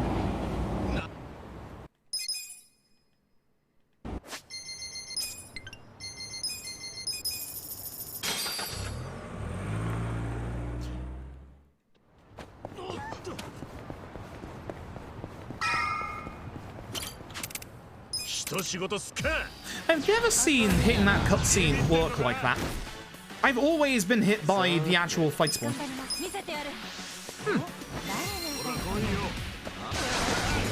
You hit the wrong person. 2 for 4. Now you might be wondering why I'm doing this SOS quest. If you've never seen the speedrun before, and you're also, you know, struggling with the next chapter, I'm here to piss you off. Because here's the dirty little secret. You can do the next chapter and the entirety of the game at the lowest possible EXP value that you can be. I've done it. I have video proof. I can do the next, literally, the next goddamn chapter with that boss fight at levels 32, 33. It is actually possible. People get mad about this fact. It, again, works like a Shin Megami Tensei situation where you find out what the bosses are weak to and you go and deal with it appropriately. But that doesn't mean it's fast. That fight takes about 15 minutes. It's not good. So, we have a speedrun way of going faster. It's not a glitch, it's something you can do yourself, and the previously done SOS quest is the first part of it. We have 2 dirty little speedrun secrets for that actual chapter, as you will see coming up. I'm very worried about my money coming forward when we get to the blacksmith, because that retry may just fuck me up. We're gonna find out. Or for the young master, actually. Ooh, that would be bad. That we'll find out. That we'll find out. Now, one of the other dirty little secrets, and one of the things that people don't do, is use their pound mates enough in their first playthroughs. Even though, as you know, we can finish the chapter at this point, we're actually going to go do something else. We're going to go do one final optional sub-story, which is going to unlock a pound mate. Now, said pound mate is one of the most powerful pound mates in the entire game, despite the fact that it doesn't do any damage. Once again, this is Mr. Masochist. Mr. Masochist has, if you remember the transfer shield ability that Adachi has, how about doing that on every single one of your party members? That is Mr. Masochist. Mr. Masochist is the way to survive the late game in the speedrun. Mr. Masochist is very, very overpowered. Mr. Masochist is probably the most overpowered power mate in this entire game, without a shadow of a doubt. Like, I don't have to think about that in the slightest. A way to rectify the money issue? Nope, not at all. Essentially, it will mean that I will be down enough money for the summons in the run. Tech skip through this, don't start skip. This is Mr. Masochist, the aforementioned. So, trick to this fight, you can't do any damage. So what you want to do is trick the game into thinking that you have. You attack with 2 of your party members, and then you full guard until the end of the fight. 3 turns for Mr. Masochist. Batch Koi, folks.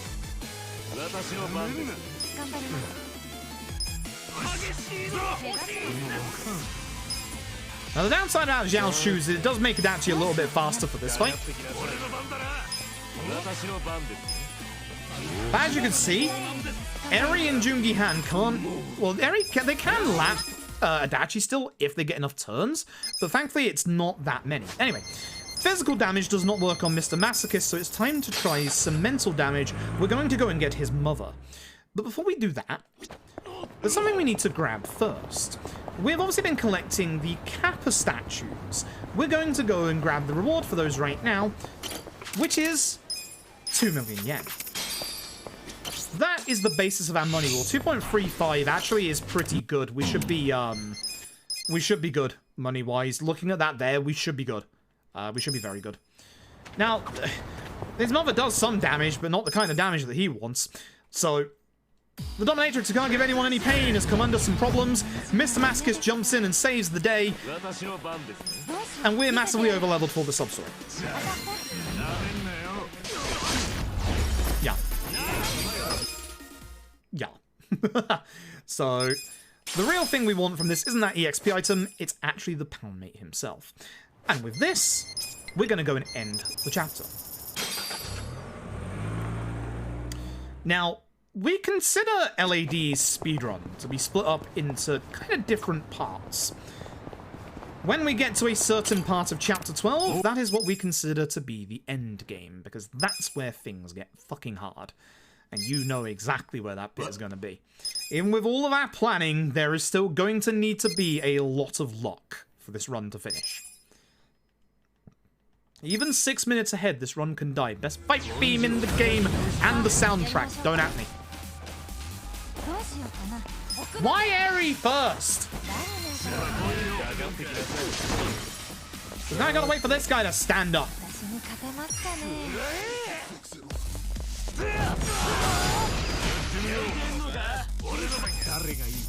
Bonus.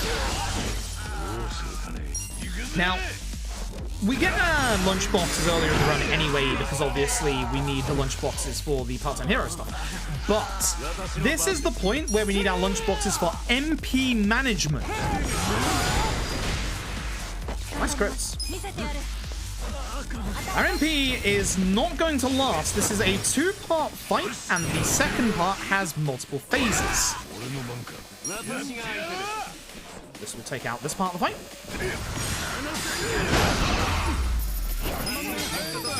Well, you get to hear that fight theme later. So, this is the second part of the fight. It's a 2-phase fight. This is where we're going to start running out of MP towards the end. We're going to start with Jungi-han punching this man in the face, specifically. LFTD. Nice damage there. David Robots, thank you for the 3 months. I appreciate it. I hope you're having a good evening tonight. We're going to use Nancy. It's actually Robson I wanted to use here, not Nancy. I have fucked up. I have very fucked up, and that's going to be very bad.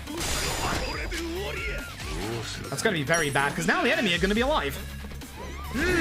That's not good. I don't know why I keep fucking up my turn order here, but... this is fine. No Robson for the next fight. That's fine. Well, no Nancy for the next fight. We'll just use Gondara. Though this might fuck up my MP if I accidentally hit the wrong person here, so I gotta be careful.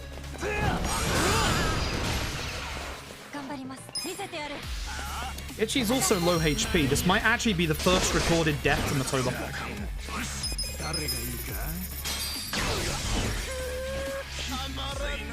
This might be the first recorded Matoba death, folks. Keep your eyes peeled.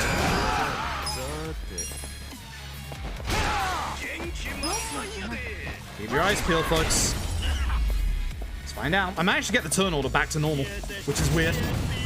So, for Itchy now, we're going to use... Gondara.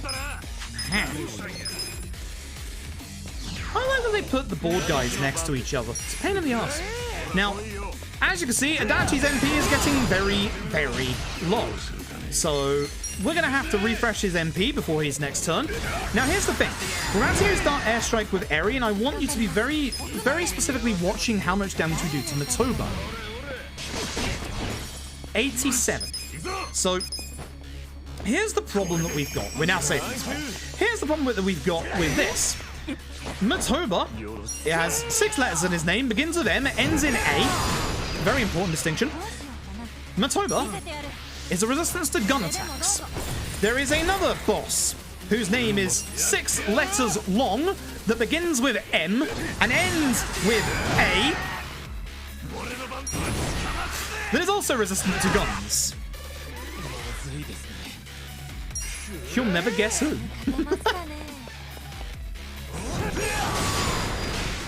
Is this a Wordle challenge? Yes, it is. So, as long as you remember to just use Jackpot Chip with Eri, you'll be fine. And I'll lose time in this chapter just because I obviously messed up this fight. Also, everyone's like so far at the back of the room here, which doesn't usually happen. Jungi-han! Roar! If you're wondering why I'm not using Itchy, you've obviously seen earlier in the run and you've seen me delay my turn to Itchy's turn and then used my essence. 1 second, fuck yeah. You've obviously seen me like delay my turn until Itchy's turn and used my essence. You might be wondering, why didn't I do that here? Remember when his essence missed against Kume earlier? That's the fight where you can almost guarantee Itchy's essence is gonna miss. Very important, you fucking idiots.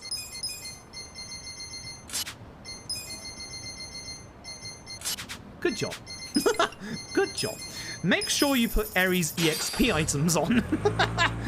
Oh, God. Alright, so. We're going to go and finish off a sub-story that we started all the way back in Chapter 5. But before that, we're going to do the second of these SOS quests. Again, if you're playing this casually and you're struggling with this chapter, this is the second part of one of our big, dirty little secrets. We have a couple of dirty little speedrun secrets, and this is one of them. This guy does not go down to a single dart, therefore he needs a bit of coercion. Or collusion, I don't know which one. Maybe both. Again, as you come into these bits, if you're fast enough, you can skip past the first part of it. 2.4 is fine. We got more than enough money. We should be good for Samir as well. I think the money has evened itself out. Tech skip through this, because this is one of those where if you start skip into it, it's a much longer load. Unfortunately for our boy Gomi here, he's level 9 and Jungi-han has murder in his eyes. Unfortunate. Now this is one of the only bits, or one of only 2 bits, where the Japanese dub is faster than the English dub. before the Flame Amulet, there is a text box there. It doesn't exist with the English dub. So you have to sit through like 5 seconds of that. Which is really weird. Why doesn't that text box exist in the English dub? Don't know why. But that's the big time loss reason as to why you go Japanese over English. But in total, going Japanese over English only saves you like 10 to 15 seconds in the entire run. So you can run in English if you want. Now, this guy's important. This is the Invested Vagabond. If you've ever seen Dragon Quest, you'll know the metal slimes act exactly like this. What we're going to do is going to give a muscle soda, not a muscle soda, a kiwami drink over to Adachi, Jesus. With Ichi, we're going to use Ice Spreader on the Vagabond. That's going to kill the Vagabond. At the end of this fight, I want you to look to the right-hand side of the screen and see how much EXP I get.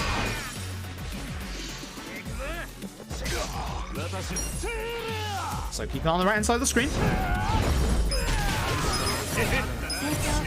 Everybody gets a base 500,000 EXP.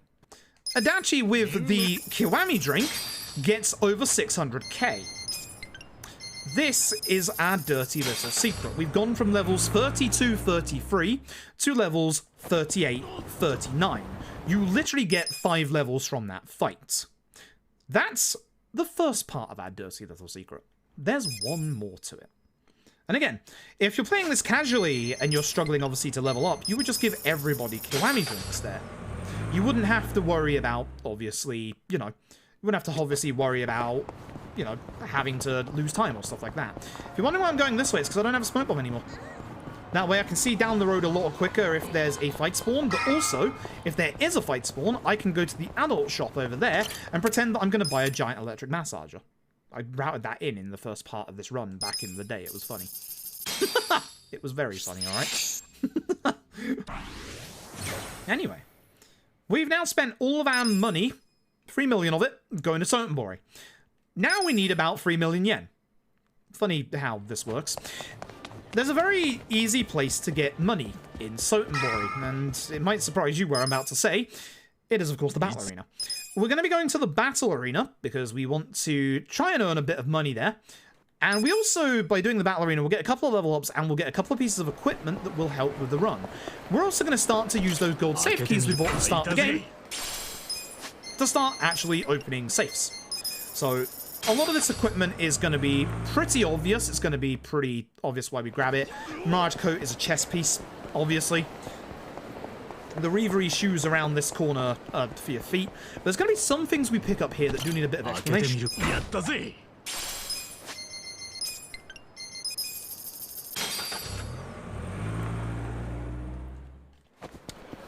Like this one, for example. This is an accessory, as you will see. The Gallant Binding. The Gallant Binding gives 100 HP to the person who equips it. Which, as you can probably guess, that's going towards the person that's going to get blade killed. Open this chest. This contains a headpiece called the Minister Hat. Now, the Minister Hat is very unique. The Minister Hat is actually a headpiece that increases your elemental damage by 10% for each of the elements.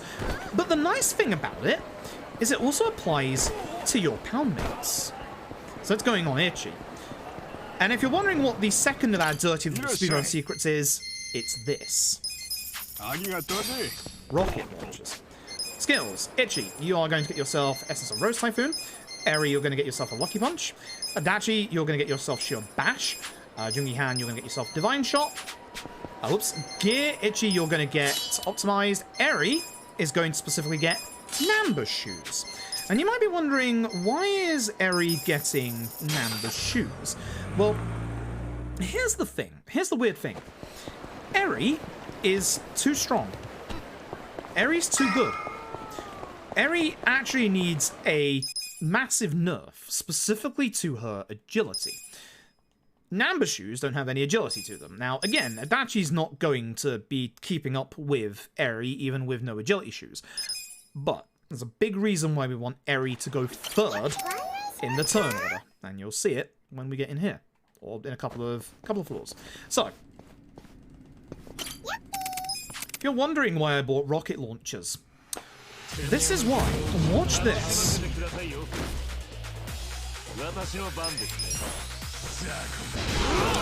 Rocket launchers do almost 2,000 damage to anybody it hits. And that also works on bosses. I think you can see exactly where I'm going with this. Rocket launchers are the dirty little secret of this chapter. 30k for almost 2k damage to whoever it hits. That's good shit. That's very, very good shit. Now the nice thing is, because Adachi has Zhao's shoes, he is actually going to keep up with the enemy. Not with our party, but with the enemy, which means that he's now going to get to go ahead of the kill board here.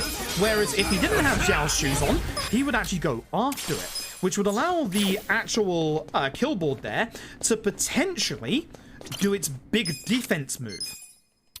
Or just a long move in general. This is one of the big reasons why we give Zhao the shoes to Adachi. I came up with this strat. It's one of my only contributions these days.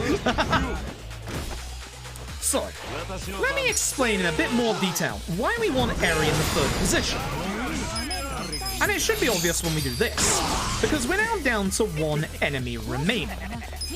One enemy means concentrated dart airstrike. By having only one enemy left at the end of a fight, dart airstrike will only hit that one enemy. This is the reason why we want Eri to be going third in the turn order, so that she can actually only have one enemy to actually attack.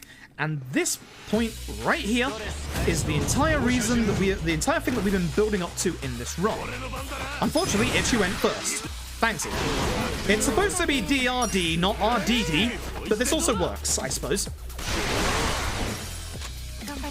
DRD, Divine Rose Darts, or Rose Divine Darts in this case, as you can see, as I was saying just before, gets all the enemies down to, literally, as little enemies as possible for a concentrated dart airstrike.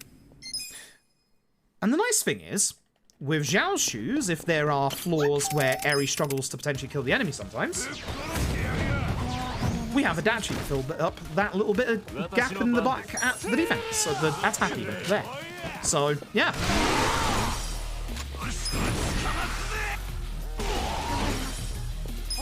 Sometimes this guy survives if Eri doesn't crit, so...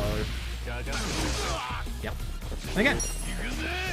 Entire reason why Adachi has passive points.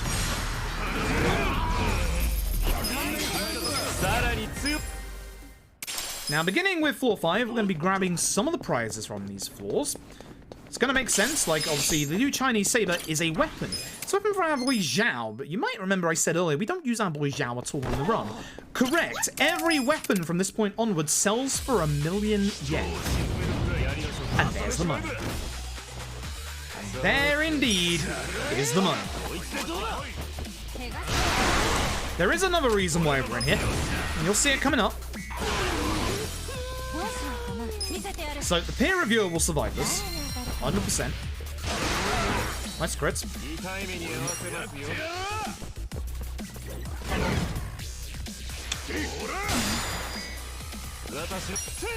Really? You're gonna miss again, Adachi.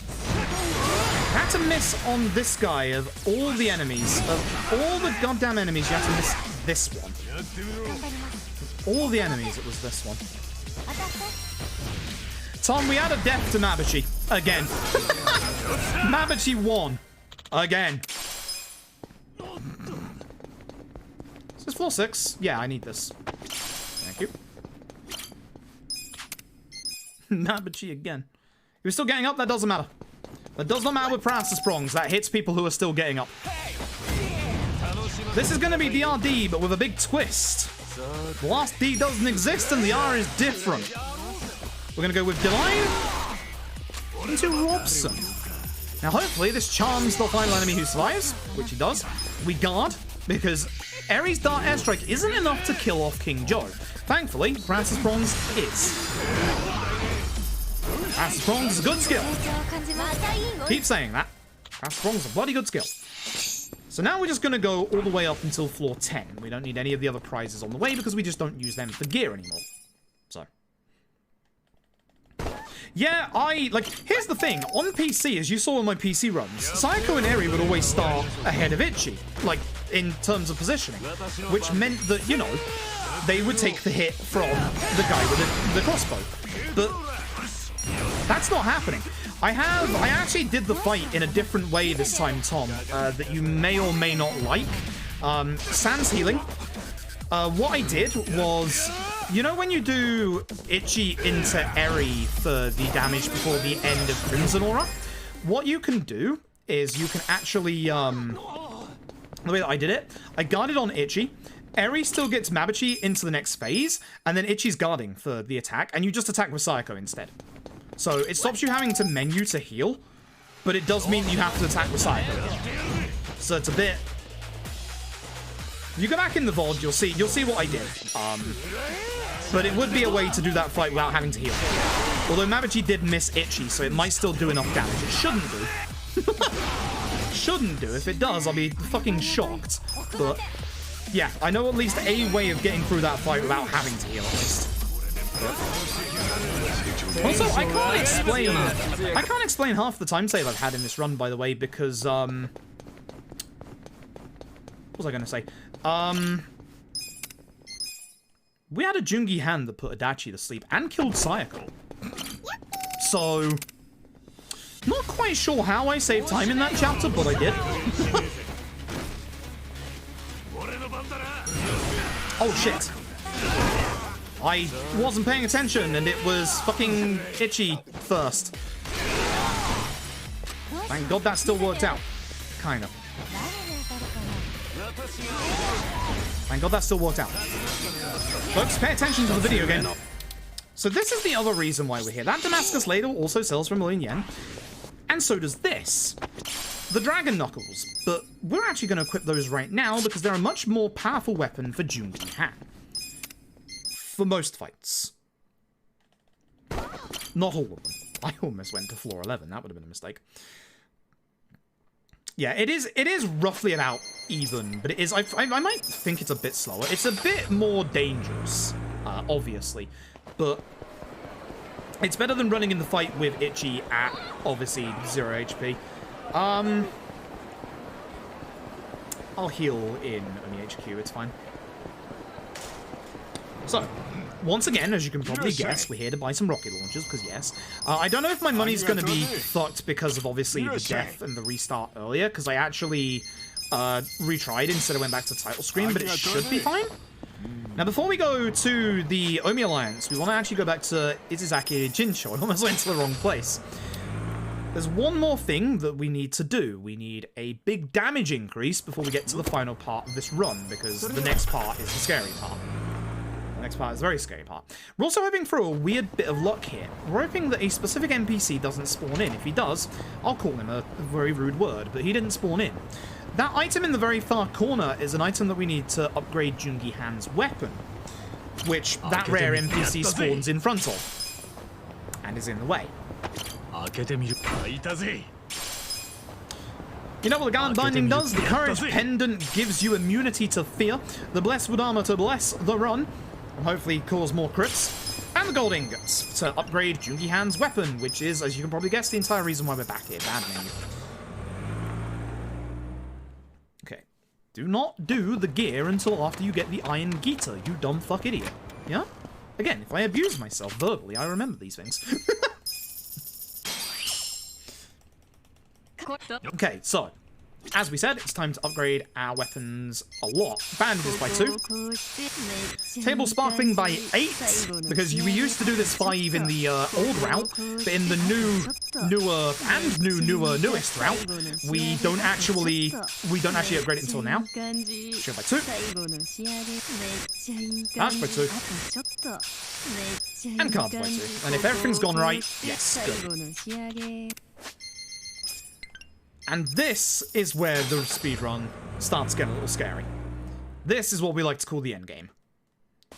Because the second we go to the Omi Alliance, this is where shit gets genuinely hard. This is where the run can literally die. Right now. Also, this is not the newest route, by the way, Tom.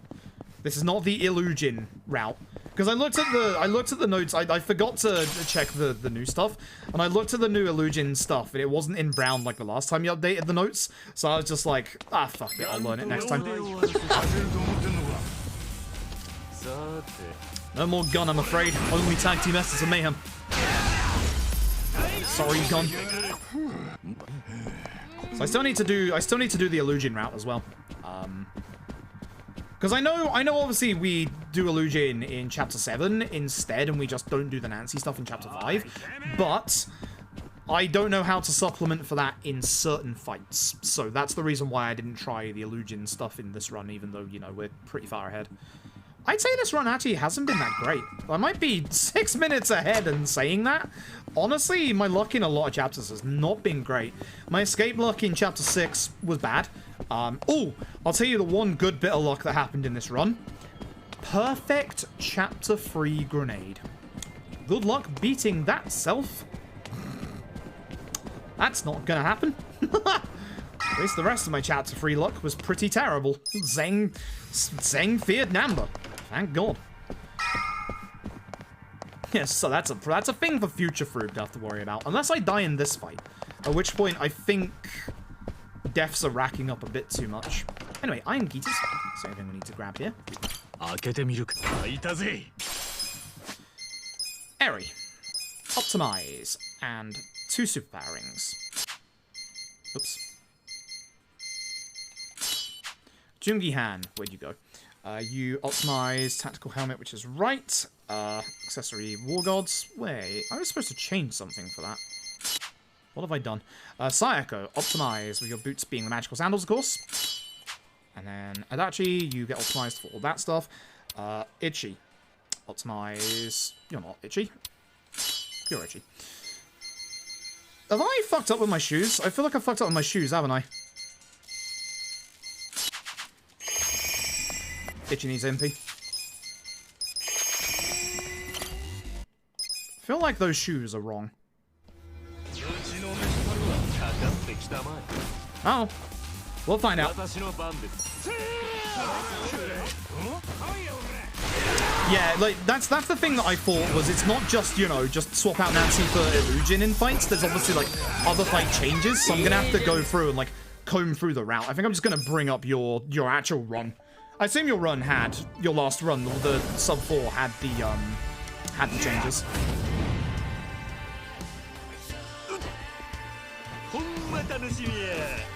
This is the hard part. Cat jam in the chat, please, folks. Oh, those crits are gonna be an early doppelganger phase if I use fucking Lucky Punch. I'm gonna jackpot chip so I don't early doppelganger.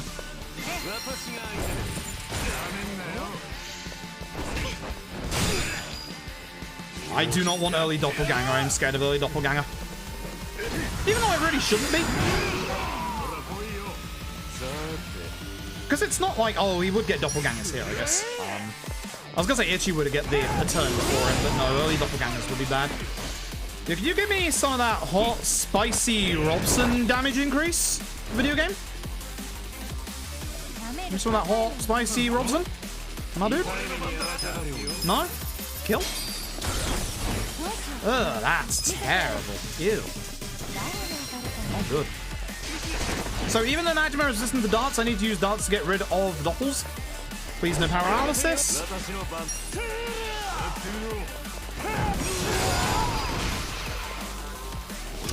No Saejima. That's a problem. So we did do less damage because I didn't do Lucky Punch. Okay.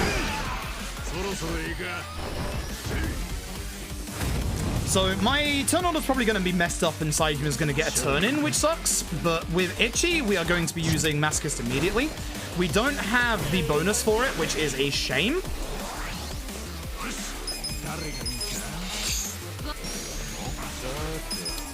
Two rocket launchers to Saejima. Actually, we will, because we get Eri's turn.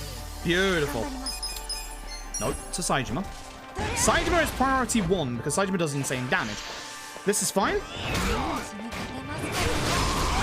That's less fine. If we can get the back of Majima, we can press Bronze here. Which I don't think is going to work. I should use Shield Bash. Yeah, he does. Oh, it still works. Oh, shit. I'll do something stupid. I'm going full damage. Yes, good lad.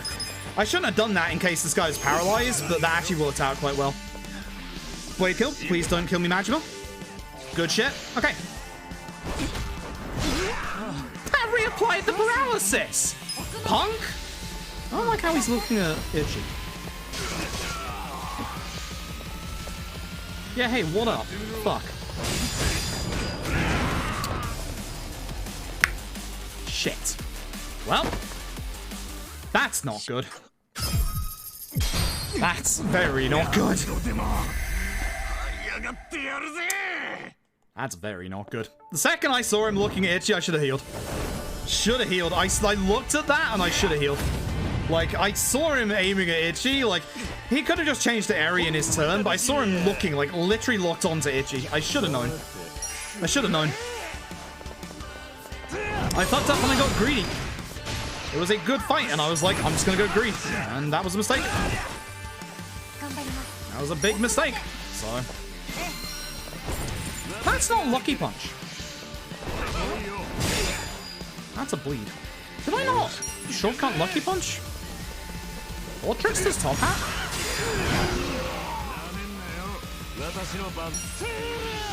That's early.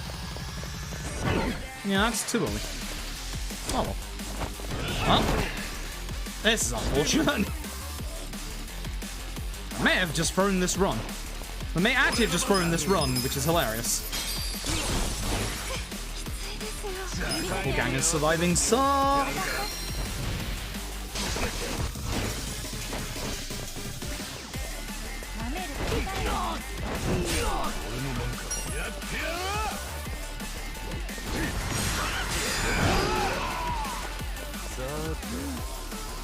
This probably won't push him to his next phase. He might kill Jungi Han here.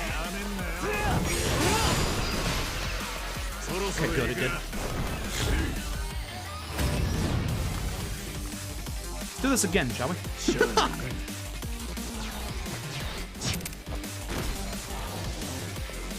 Trouble is, my PB had a masochist Saejima Majima, so...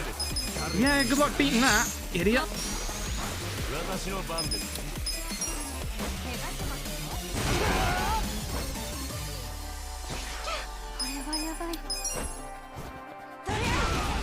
I hit Majima as well. Good shot. Very good shot.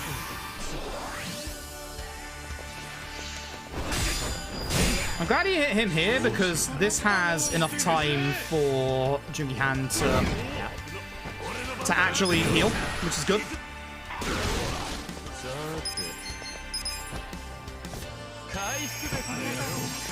Shit! It's over. You actually went for Itchy again, you fucker? God fucking damn it. I'm not gonna have the money for summons anymore. I'm not gonna have the money for summons anymore after those 2 resets. Fuck. I think this run's over. I actually think this run's over because I don't have the money after those 2 retries. Fuck. Man, Majima Saejima don't want me to progress today. Yeah, they just don't want me to carry on. Fuck. Like, this entire 6-minute time save is just, it's going. Like, it's almost gone at this point. We've lost, like, probably like 4 minutes to those 2 resets. Man, run's rough today. Run's real rough today, hot damn. Let's actually use Lucky Punch this time, shall we?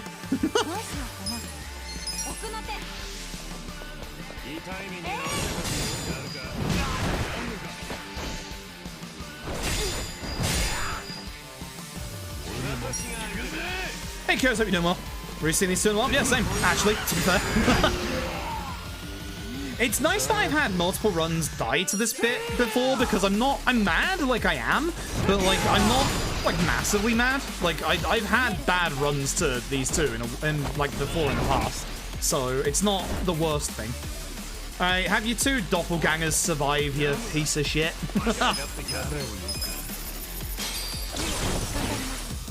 Okay, having the doppelgangers survive, it sucks because you got to deal with them.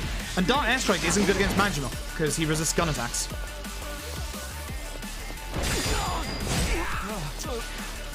Ah. This probably doesn't send him into Saitama phase. Too little damage.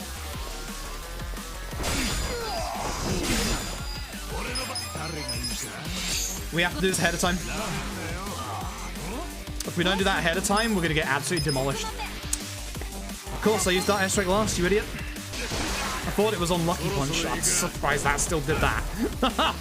Stunned that still made us go to this next phase.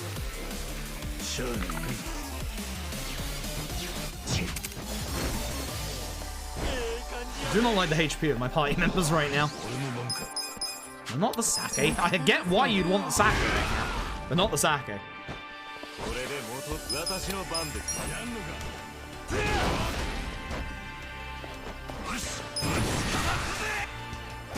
Should have healed at this point. I'm losing so much time. Fuck off. At least Saitama doesn't use Blade Kill here. He'll use Blade Kill on his next turn. As long as I don't use... It should be Jungi Han after Majima. Should.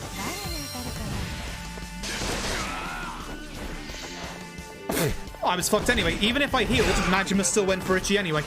Even if I healed, Majima still killed the run.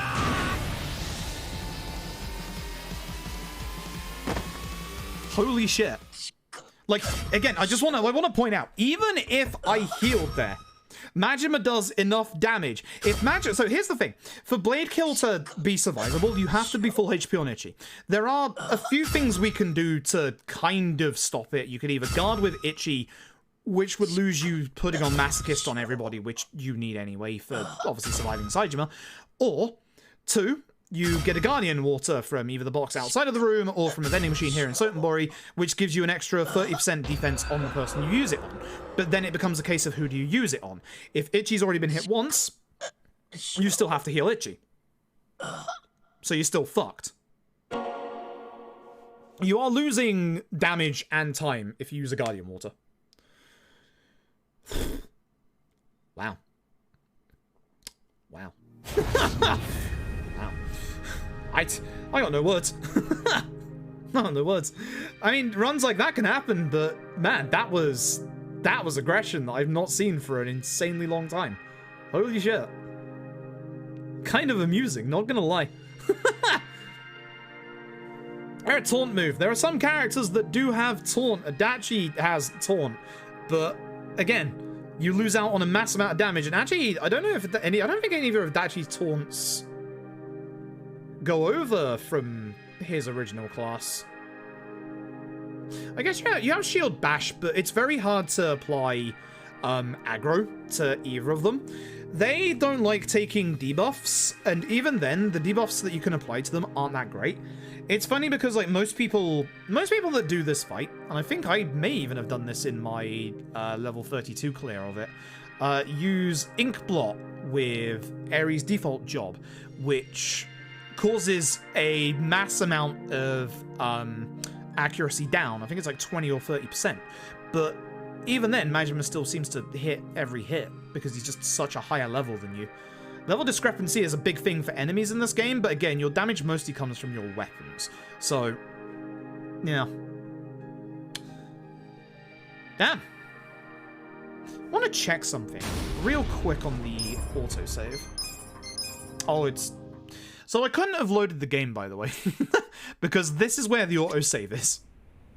All the way back at Samir's. Yeah, right back there. Listen, I want to fight you today. Maybe I do.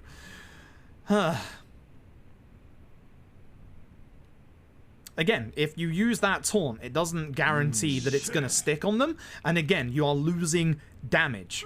You have to get to Doppelganger phase at the correct time to be able to get to phase 2 at the correct time, to be able to hit Saitama twice with rockets to make sure that Saitama doesn't attack any of your party members, before he uses his buff. The way that it goes is that the second that you take the fight into the second phase, Majima buffs up. Always. That's his first turn after you get to the new phase. If you get Saejima, the second you get him to about half HP, he buffs up. The second move that he does after that buff is always Blade Kill. Most of the time, Majima will not aim for Ichi. Every fucking instance of that run just then, Majima aimed for Ichi. Every fucking time. That's the reason. Was just bad luck. It was just an insanely aggressive Majima. If you mess up your turn order or what you're doing with other characters, you're going to delay them and they're going to get more hits on Ichi. Because obviously at that point, Saijima's going to get a free go. At that point, Majima's going to get another free go.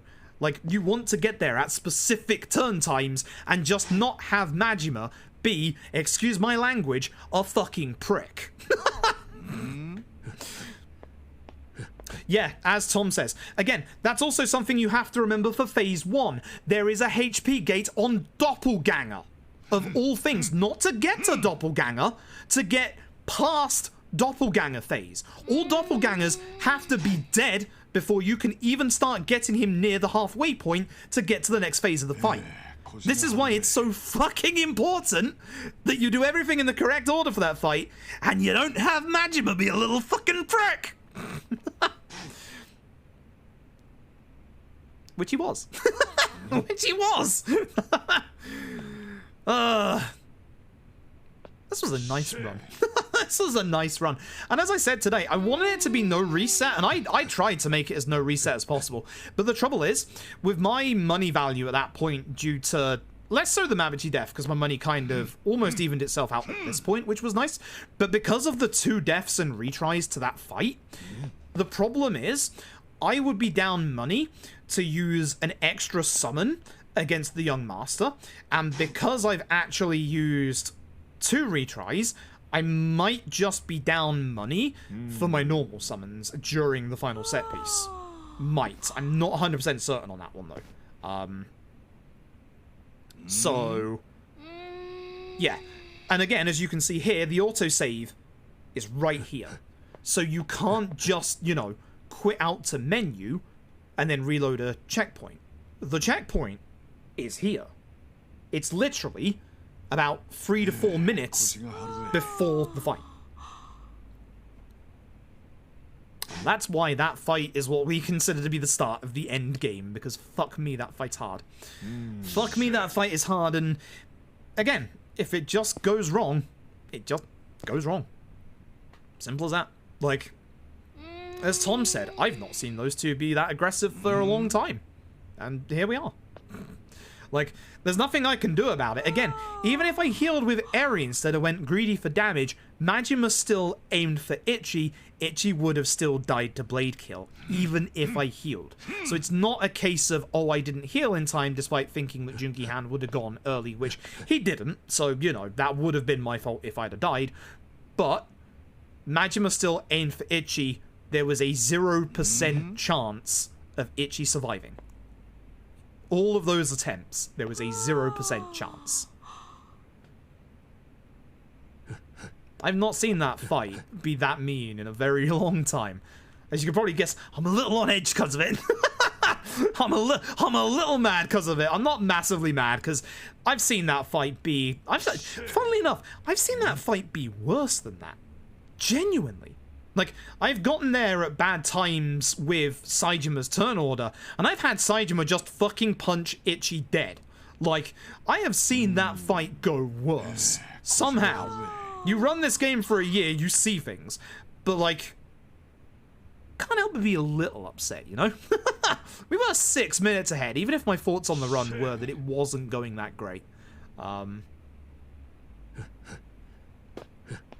Here's what it is. Is what it is. That's the thing with the most people ask, like, you know, what's so different from running like the action Yakuza games to like the turn-based Like a Dragon, and it's just this, like, there's different kinds of RNG between the action Yakuza games and the turn-based LAD. In that for LAD, even though for the most part, obviously, we want to do things the same way each time, for the most part, despite the fact that our stats are always the same between every single run, you still have different turn orders. You still have different varying levels of damage. It's why in the early game we talk about the damage rolls. You can see it very early on in Chapter 1 with the Hirotsuka fight, where we had a 3-turn Hirotsuka fight earlier because we just didn't do 70 HP damage, whereas in other runs with the exact same stats, you will. It's just, there's different kinds of RNG to a run than the action games. And that's not to say that there's more RNG with like either the turn-based runs or the action runs. It's completely different. Like, the fight spawn RNG is pretty much the same. We have our ways of dealing with fight spawns. We kind of know where the fight spawns are going to occur, but then you can also get like the random ones that just appear on you out of nowhere, etc. So that's kind of like the fight spawns on the overworld are pretty much. It depends on the Yakuza game, because again, different Yakuza games have different fight spawn kind of strategies and luck. And the only thing that I'm gonna say about that is fuck you, Yakuza 5. Sure, every time. But in terms of fight luck, I can go into the Majima Saijima fight, and in 10 attempts of the Majima Saijima fight, it's very, very rare that I'll have 3 fights go that way. Like, I'll usually have somebody get hit by Majima. It's usually Jungi Han. It's usually Jungi Han that gets hit by Majima before Blade Kill. Usually, it's Eri that gets hit by Saijima before Blade Kill. But again, in 10 different runs, that doesn't necessarily mean it's going to go the same way. As you see today, Majima had a fucking focus on Ichi. Probably because of the Ryuji Goda skin. He probably wanted to mess Ryuji Goda up after the events of the Majima saga in K2. Clearly. Clearly the Ryuji skin is a curse on that fight. So next time we're not using the Ryuji skin on Ichi. That's clearly the reason why. Majima didn't want to deal with our boy in the bin bag on the right hand side, you know? Which other... I think I've got all the costumes, right? I think I've got all the costumes. Let me check. We're not doing the Ryuji Goda costume again. Not for a while. I think we've got the Daigo costume on Ichi. I think with the bustering of this run, I think we need to be Daigo next time. I think we need to be Daigo next time. I think we're gonna be Daigo next time. I think we actually are gonna be Daigo next time. This fits. For what we've just seen in that run, this fits quite well. I like how we can have, like, double Date as well. I could be Saijima versus Saijima, fuck. If you're wondering why I don't usually use, the Tiger, Saijima, Date, or Kiryu costumes on Ichi, it's because I don't wear my glasses during this run. So if I use Kiryu or Date with a Dachi, and I'm in the middle of a fight, I'll accidentally think that Saijima is Ichi and Ichi is Saijima, for example. Like, God.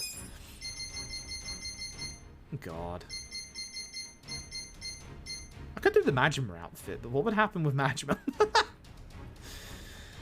Well, that's that. That's upsetting. That's upsetting.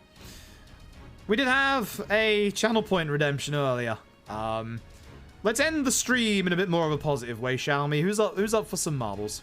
Let's finish the stream off with some. Let's finish the stream off with some marbles, shall we? I've got to set my PC up for this. Hold up. Ay. Unfortunate. Genuinely unfortunate.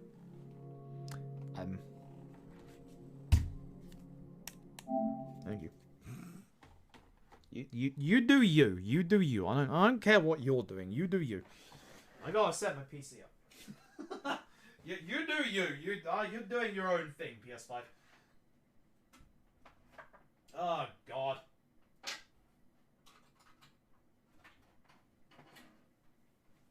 God, I'm so upset. Oh, hello. No signal? Hold up. Hold up a sec. I think I have to refresh my capture card. Give me a sec. Aye, aye, aye. Let's plug it and plug it back in again.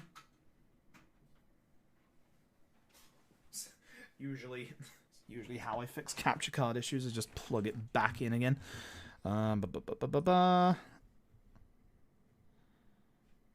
yeah, you're not noticing that my capture card is plugged in. That should do it. Nice, there we go. Cool. Black screen, but that's fine, because that should be what you see. That's a shame. I'm not actually going to save my splits. I'm actually mad. I'm not going to save my splits. I probably should, but I'm mad. I'm mad, so I'm not saving them. I'm going to call the stream Majima Marbles.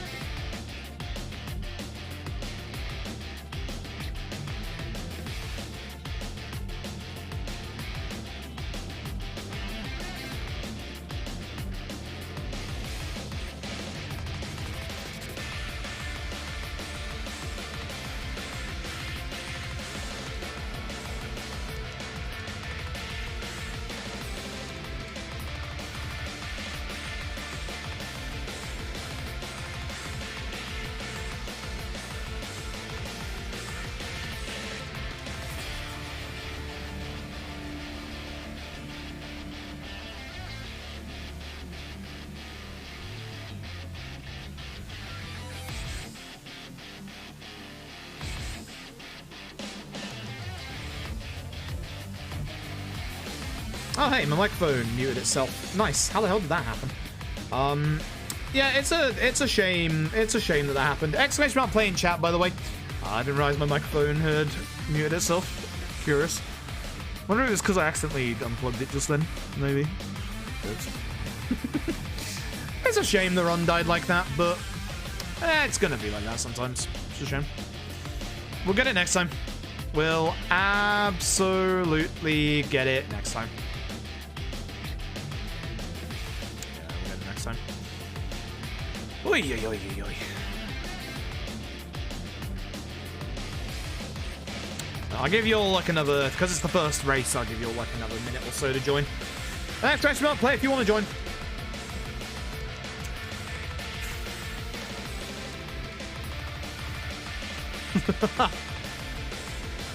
Thanks, Majima, you absolute bastard. I'm sad. I'm sad.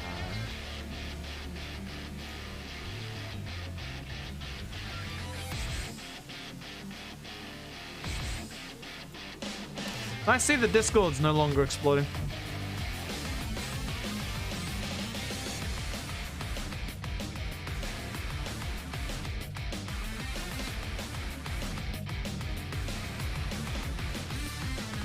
Alright, I'll give you another 15 seconds. Exclamation mark play if you want to join. It's going to be a 4-race Grand Prix. Remember, the more times that you join, the more chance you have of winning. Ooh. Ooh. Ow. My fingers. My finger's not doing too bad today. Isn't too bad. This is the finger that I accidentally ripped half the fingernail off. You can't see it very well. It's gone very dark at the end of the finger. Thankfully, it doesn't hurt as much anymore, which is good. Anyway. That's again the wrong button. Here we go. The first race over here on Peppy Chasing Flow. Let's see what happens, shall we? Got a very small little line down the middle. I wonder if anyone's going to take that. I'll be curious. Let's see what happens, shall we? But we do have someone going down the middle, and it's Morgana. Otherwise, everybody else, because a couple of us are going in the middle as well. Otherwise, everybody else is going down the sides. Looking like a couple of people are getting good lines through the first part, like Lance, for example. But this outside line, that group is going real fast. This is a good shortcut from them. Clappy being the breakaway leader from the rest. Morgana gonna be breaking those blocks. Nobody taking the next middle line, unfortunately. We've got a couple of balls falling off. Not sure what's going to happen back here. We'll see what's going to happen later. Up front, we've got a very close race to Morgana and Shine, who takes that middle shortcut path, folks. I think this is going to be our winner right here for the first race. That is going to be Shine to take it. Anybody else getting this middle pathway is going to potentially cast up. Yasta's getting close, but Morgana's going to be in second. Ooh, photo finish. Zydox is just going to take third over Iasta. KTF in fifth. Outcast coming over the top is going to take sixth. Burbster in seventh. Hydrosity in eighth. Nakarashi in ninth. Murabito in 10th. And here comes everybody else. Nice middle pathway. Nice little shortcut that. Ah, very nice. I like that map. I'm not gonna lie, I like that map. It's simple. It's effective. It did a good job. I like that map. Very nice. I give that a 2 blade kills out of 3. Next map is going to be Futuristic Marble Track. Exclamation mark play if you want to join for the Futuristic Marble Track. We'll see whether it is or not when we get there. I don't believe it will be. That is look pretty futuristic, I'm not going to lie. Funnel down into a couple of different pathways here, split up by our spinning parts here. A couple of wiggly bits here to dodge. Going to be going down either the top path or the bottom path. We're going to be landing all over here, but we're going to be going down to a big old bonus bingo ball over a couple of knockable blocks and some... Ooh, these could cause a couple of upsets right here. They are little poppers here. Continuing down into a medium spinning slide bit. You know, not that fast. Couple of stairs here. And to another spinning blade, a sieve, and then going down towards the end with a big old fan. Ooh. Exclamation mark play if you want to join.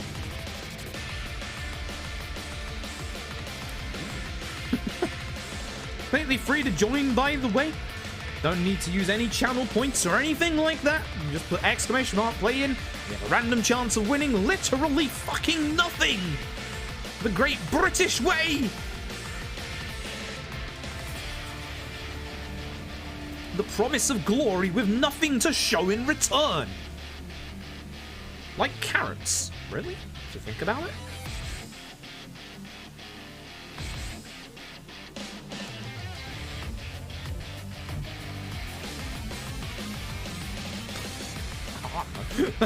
Give you another 15 seconds and then we'll begin. I don't know. I don't know where the fuck I'm going with these analogies anymore.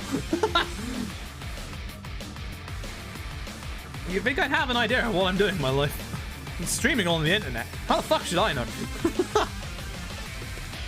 Here we go. Race starts in 10 seconds. How the fuck would I know? And here we go. Let's see. I'm over here. We'll see who gets a good line down through this funnel. Couple of balls a bit late out there, unfortunately. We'll see who manages to get down first. Oh, here we go. It looked like it might have been a Mera Spartan, but there's a big old ball collusion here. We got Kuapi, Wedger, Decathon all coming out reasonably close to front. Big collision in the middle. Nope, we got multiple balls going multiple different ways. Rosa might be in the lead on the bottom pathway. We've got a couple of balls up top, like Jameskin and Slurble.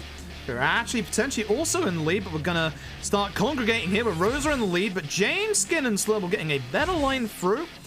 We'll go down to our big old bingo ball. Anybody else's eyes hurting by this track? Mine are.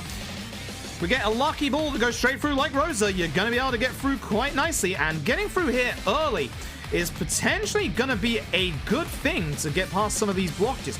Shackman with the ambitious attempt at a shortcut. I respect it. But unfortunately, unless you get through here fast, all of these little bits of debris might land on the course. You're going to have to be a bit careful. We've got a couple coming in. Is Rosa going to get caught out by the debris? No! Nice pathway through. Well, our other marbles are all stuck at the top by all that debris. Goodbye, you two. Rosa making their way to the stairs. We have IG, Akanrio, and Mode all sneaking into our slide. Will they get a good push forward? Akanrio will. Unfortunately getting a bad stair time because IG is right behind them. Rosa going a bit of a slow pathway through our slow blocks here, allowing everyone to catch up a tiny bit. Rosa not getting a good push through, getting caught right in the middle of that hole. Let's see if the others have a chance to catch up. If they get a good little bit here. IG gets missed by the first one, gets hit by the second. Not the best of hits there. But will they get a good line? Ooh, getting a very good line through the sieve. IG is going to be our first one down here, folks. Mode to be second, me to be third. Rosa cannot find a hole. Rosa finally finding the big hole, but here, IG has managed to sneak their way through the big funnel first, while some idiots are lounging around the side. Don't know who they could be. IG getting tossed all the way up the fan. Can they get down? No, they can't. Nancy Drew and Zydox. This is going to be close, folks. Nancy Drew is going to take it with Zydox in second. Mode Wondershot in third. IG in fourth. Decathorn definitely in fifth. Lenbu in sixth. Or Rice Cube in seventh. Bibble Blip's got to go a little faster because here comes Rosa. Bibble Blip in eighth. Rosa in ninth. And who's going to get 10th? It's looking like it's Alan. Definitely looking like it's Alan. It is Alan. And here is everybody else coming down, struggling with the fan. Oh boy. Couple of people still stuck very, very far behind. Shame this ball. Boo now. Boo this man. Boo.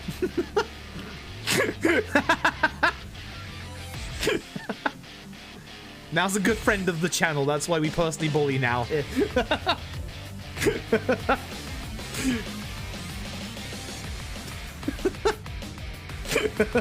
Sorry, now bullies me back. It's fine. Oh, shit. It's interesting. My arm is starting to have an allergic reaction to something. Oh. Cute. What the fuck's going on there? I guess I need to clean my desk tonight, man. Yikes. I actually... Oh my god, would you hurry the fuck up? What are you... Yeah, you're dead. That's what you get. What are you doing? Jeez. If you hit me bully badge, I don't give it to you because then the mods can't bully you.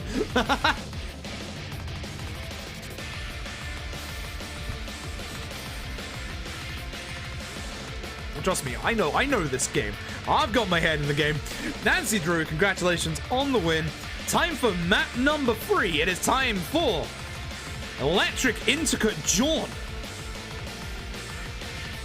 I was about to say something very rude there. Exclamation mark play to stop me from saying that thing.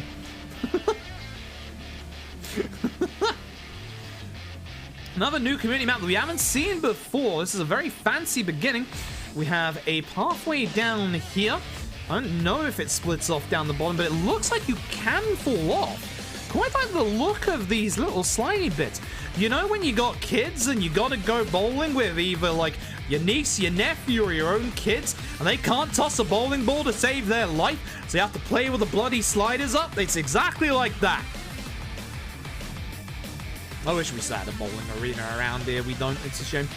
A couple of other ways that you can fall off as well. There's multiple different paths here, depending on whether you stay at the top. Now, if you stay at the top, it looks like you're going to go for a quicker route through. However, when we get to this middle pathway, we're going to get a couple of little blockers here that could stop us. We've got a couple of spinning bits here. Big old fan. Goodness gracious. I don't even know how that works. A couple other ways that can come down here. More blockers down into the middle. That's going to cause some issues. That's going to cause some issues, folks. And then the ending right here. There's multiple different pathways. This is going to be quite hard to follow. Exclamation mark play if you want to join. I'll give you an extra 30 seconds-ish. Managed to gut a ball. Impressive. Impressive. Again, I respect that. Very, very impressive. A blade kill emo, if you can think of a good way to do that, let me know. And I will do it. Just as a reminder, folks, we do have 10 emote slots. We have 10 emote slots. I need emote ideas. Thumbs up! 10 seconds left. Exclamation mark play if you want to join. I need ideas. I am creatively bankrupt. Not financially, thank fuck, but creatively? Oh yeah.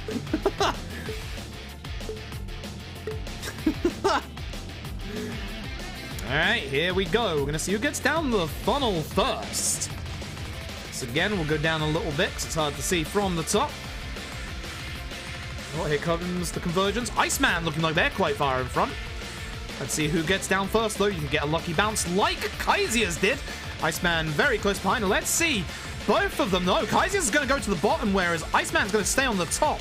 This is where everyone is mixing things up. Kaiser's is technically in first right now on the very, very bottom path. We have a couple people going on the middle path, and we've got 1 or 2 people on the top path, like Slurble and Jameskin, who are going to get hit by all of these blocks. This is going to be very hard to follow, folks. Up here, we have Zarek on this side, where we have Steam Goliath and other Lauren on this side. So who gets a good line through here. Steam Goliath's going to get a decent path through, but everyone's going to start to get blocked by these blocks here. See what happens here. Down the bottom, Nal is sneaking through. Somebody has to stop that, man. Oh, no. Oh, no. But the winner, because of this little bumper here stopping you from getting in first, is gonna be Howling Vixen taking it. Steam Goliath in second, Nal in third, the Flames in fourth, Killer Ape in fifth, Nightfox in sixth, Quoth in seventh, other Lauren in eighth, J-Bomb in ninth, and Yitriel in 10th. Who's missing? Amara Spartan, get your ball in there. Collusion, baby! Hell yeah! One final race to go! Aggressive Ancient Abyss! Exclamation mark play in the chat!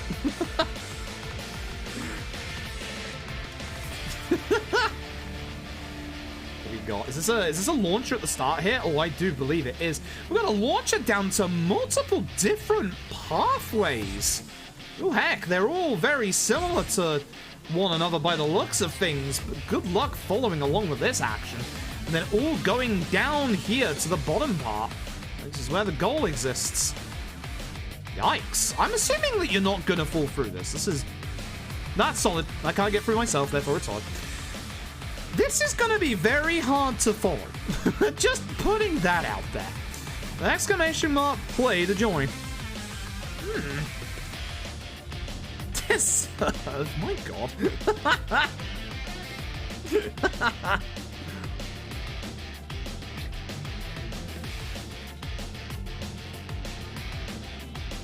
Give you another 15 seconds. I want to check this email real quick.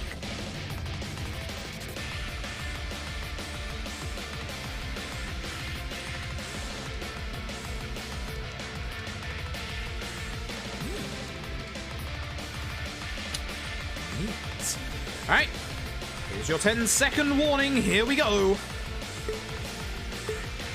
The final of our Grand Prix races, everyone's going to get shot upwards up here. We're going to see what's going to happen as everyone comes up, because I'm going to take a bird's eye view for this.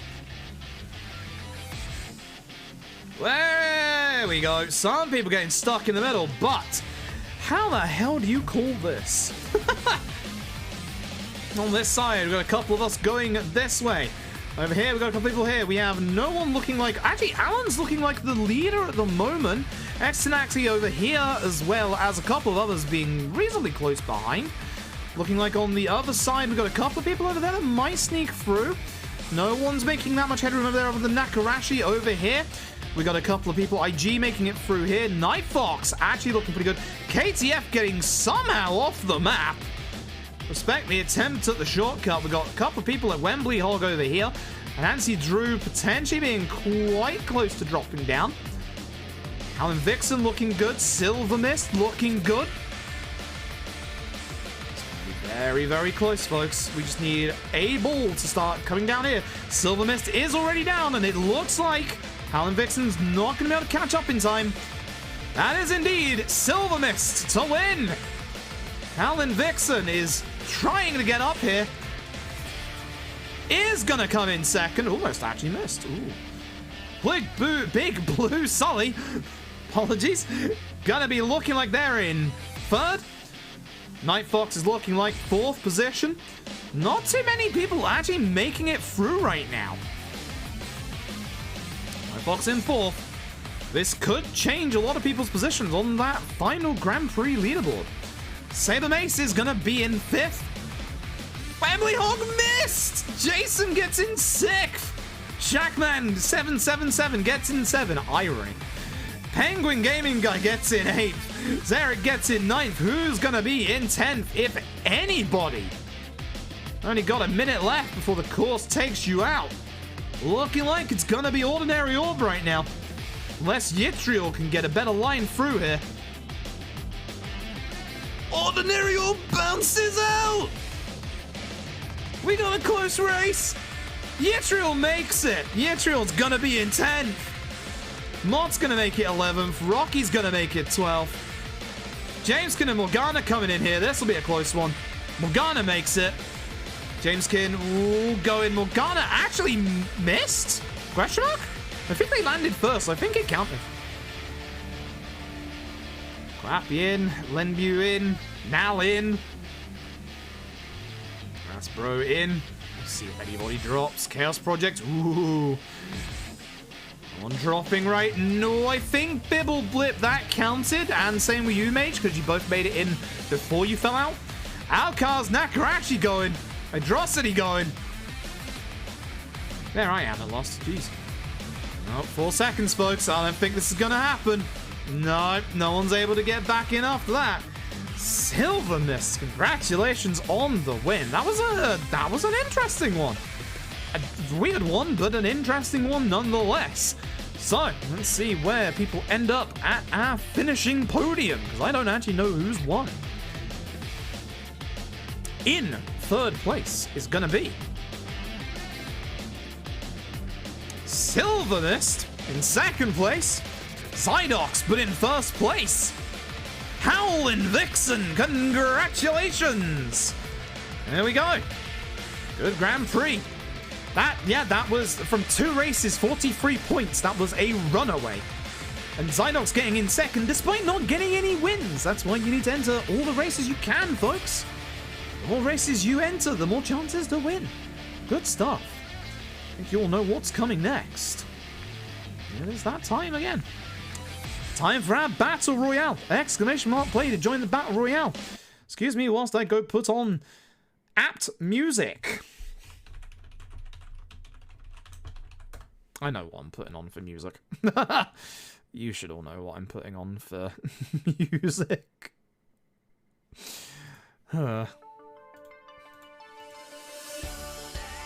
It has to be, let's be honest. it just has to be. After today, it has to be. Dear, oh dear. It just has to be.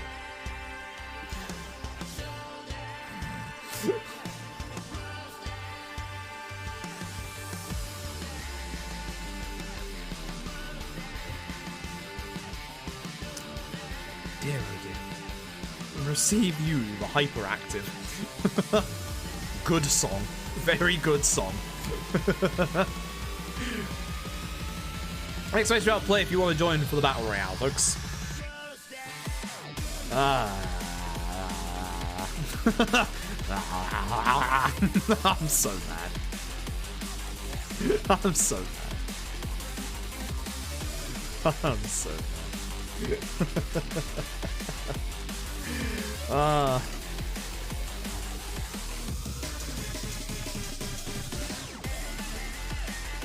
I'm so mad.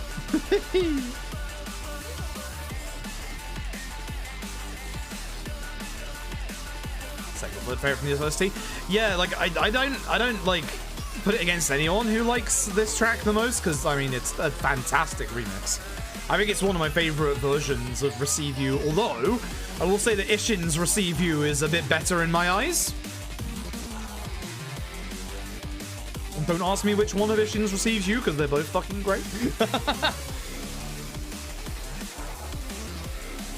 Didn't mean to win. Well, I'm sorry, but you won. I'll give you another 15 seconds and we will start this Battle Royale. Again, it's quite hard to call the Battle Royale from the beginning, so we'll see what happens when a couple of the balls start to go, and we'll see if the power-ups change our Battle Royale. Here we go, folks. 10 seconds.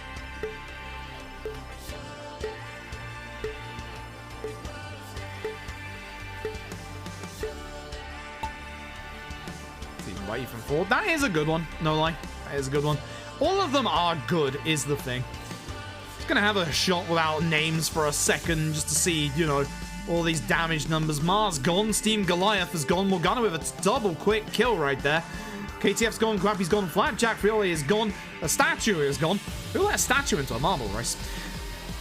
Ordinary Orb's gone. Zarek's gone. The Astia's gone. Silver Mister, third place in the Grand Prix, is gone. Even B has unfortunately been taken out. Trumus is gone. Lots of balls congregating on this side of the map. Only Quoth over here may actually help them for the end game, not going after any of these balls right now. I'm gone. I'm going to ban you tonight. Wedge's gone. Burbster's gone. Iceman's gone. Murabito's gone. Chaos Project. Alan Slurble. Iorina has already gone. Code's out. Everyone's kind of congregating on the middle bit here. Few people in the actual little tunnel here. Tank going through. Lots of people over here. Not much happening on this side, though. Most of the magic's over here. And we have our first power-up, folks. What's it gonna be? That's some health right there. Could help a marble survive later on. I think that was Bibbleblip that got that. I might be wrong. That might help them survive until the end of this. We'll find out. Distant Fox, Jason, Docs, T-Chops, and Penster are all out. We're almost at that top 30, folks. Not too many, but there are some marbles over on that side of the course, whilst everybody else is over here in the ice park. A couple in this corner. Cabby trying to take out 24-hour Prince. Lance trying to jump, but not going to connect with anybody. Everyone's kind of moving a bit more centralized now. Other Lauren going for those jumps as well, but these jumps aren't working out for any of our balls right now. Nakarashi taking out Morgana, who got those 2 early kills. Got Rose here going after Hydrocity, who's close to them. Best if is almost getting Ariush. And next power-up is coming down from the heavens. We'll see which one this one is, folks. That's a black hole. Black hole. Oh boy, that's not going to be good. That's going to start flinging some balls around. That's going to start flinging a lot of balls around. Mort taking now from behind. It's written for dinner first. Zydox, Big Blue Sully, and Plato all out. We're almost at our top 20. Lots of balls over in this corner. You can see where most of the fighting has happened due to all the balls being there. Well, it's kind of hard to see all the dead bodies over here because of the white. It's fine. The snow. Lance just died? I think Lance just took himself off the map. Somehow. Interesting. Great, good job, I guess. Great. Oh, somebody just got something. I'm not sure what. We got another power-up coming down. I think that might have been the sound that made. Considering, you know, it's coming down. We've got ourselves another one. Oh, boy. Who's gonna get it? Oh, I think another other Lauren managed to sneak that from Kaisia's. A couple of balls there, trying to make use of that tornado. Another other Lauren taking out Limbu, now taking out Bryce. Bryce, you know what to do. General Fleesh getting taken out by Mott. We're almost in our top 10, folks. Couple in this corner, couple in the middle, and a lot in the snow area. Tag's gone. Tyrannicide is also very, very weak. We don't have that many balls with a lot of HP. Pretty much just Leon's. Magic Loafers is gone. We've got top 10, folks. Mott almost jumping off the map. Don't do that. What is potentially our last power-up? Ooh, Rosa almost going off as well. Getting taken out by Bibble Blip. The jump was a mistake. Nakarashi's also gone. Nick trying to take out another Lauren. Black hole. High Tyrant aside, got the black hole, or the tornado in this case. Leon still with the most HP, but getting a nasty hit there. Quoth taking out Einik. Oh, the jump almost landing for another Lauren. Not quite, though. Death is coming here. I can feel it. Who's going to boost first? Oh, Quoth's going to jump to get out of there. That might actually help them. Double jumps, almost landing on Quoth by Bibble Blip there. It's that top 5. Oh, another Lauren taking out Leon's, but High Tyrannicide taking advantage of the situation. Bibble Blip with the most HP. We've only got Quoth and Bibble Blip. Who's going to win, folks? The jump? The jump? Oh, Bibble Blip is your winner. Good job.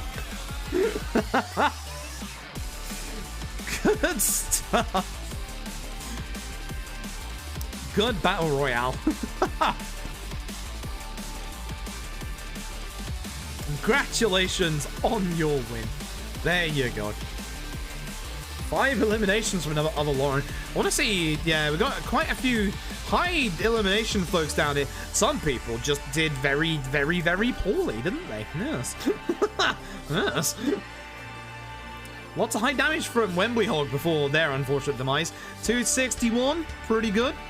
261 is, I think, potentially going to be on our higher end. 276 is up there. 312 from another Lauren. Another Lauren basically doing all the work for everybody else. Leon's getting in top 5 without a single elimination and very little damage.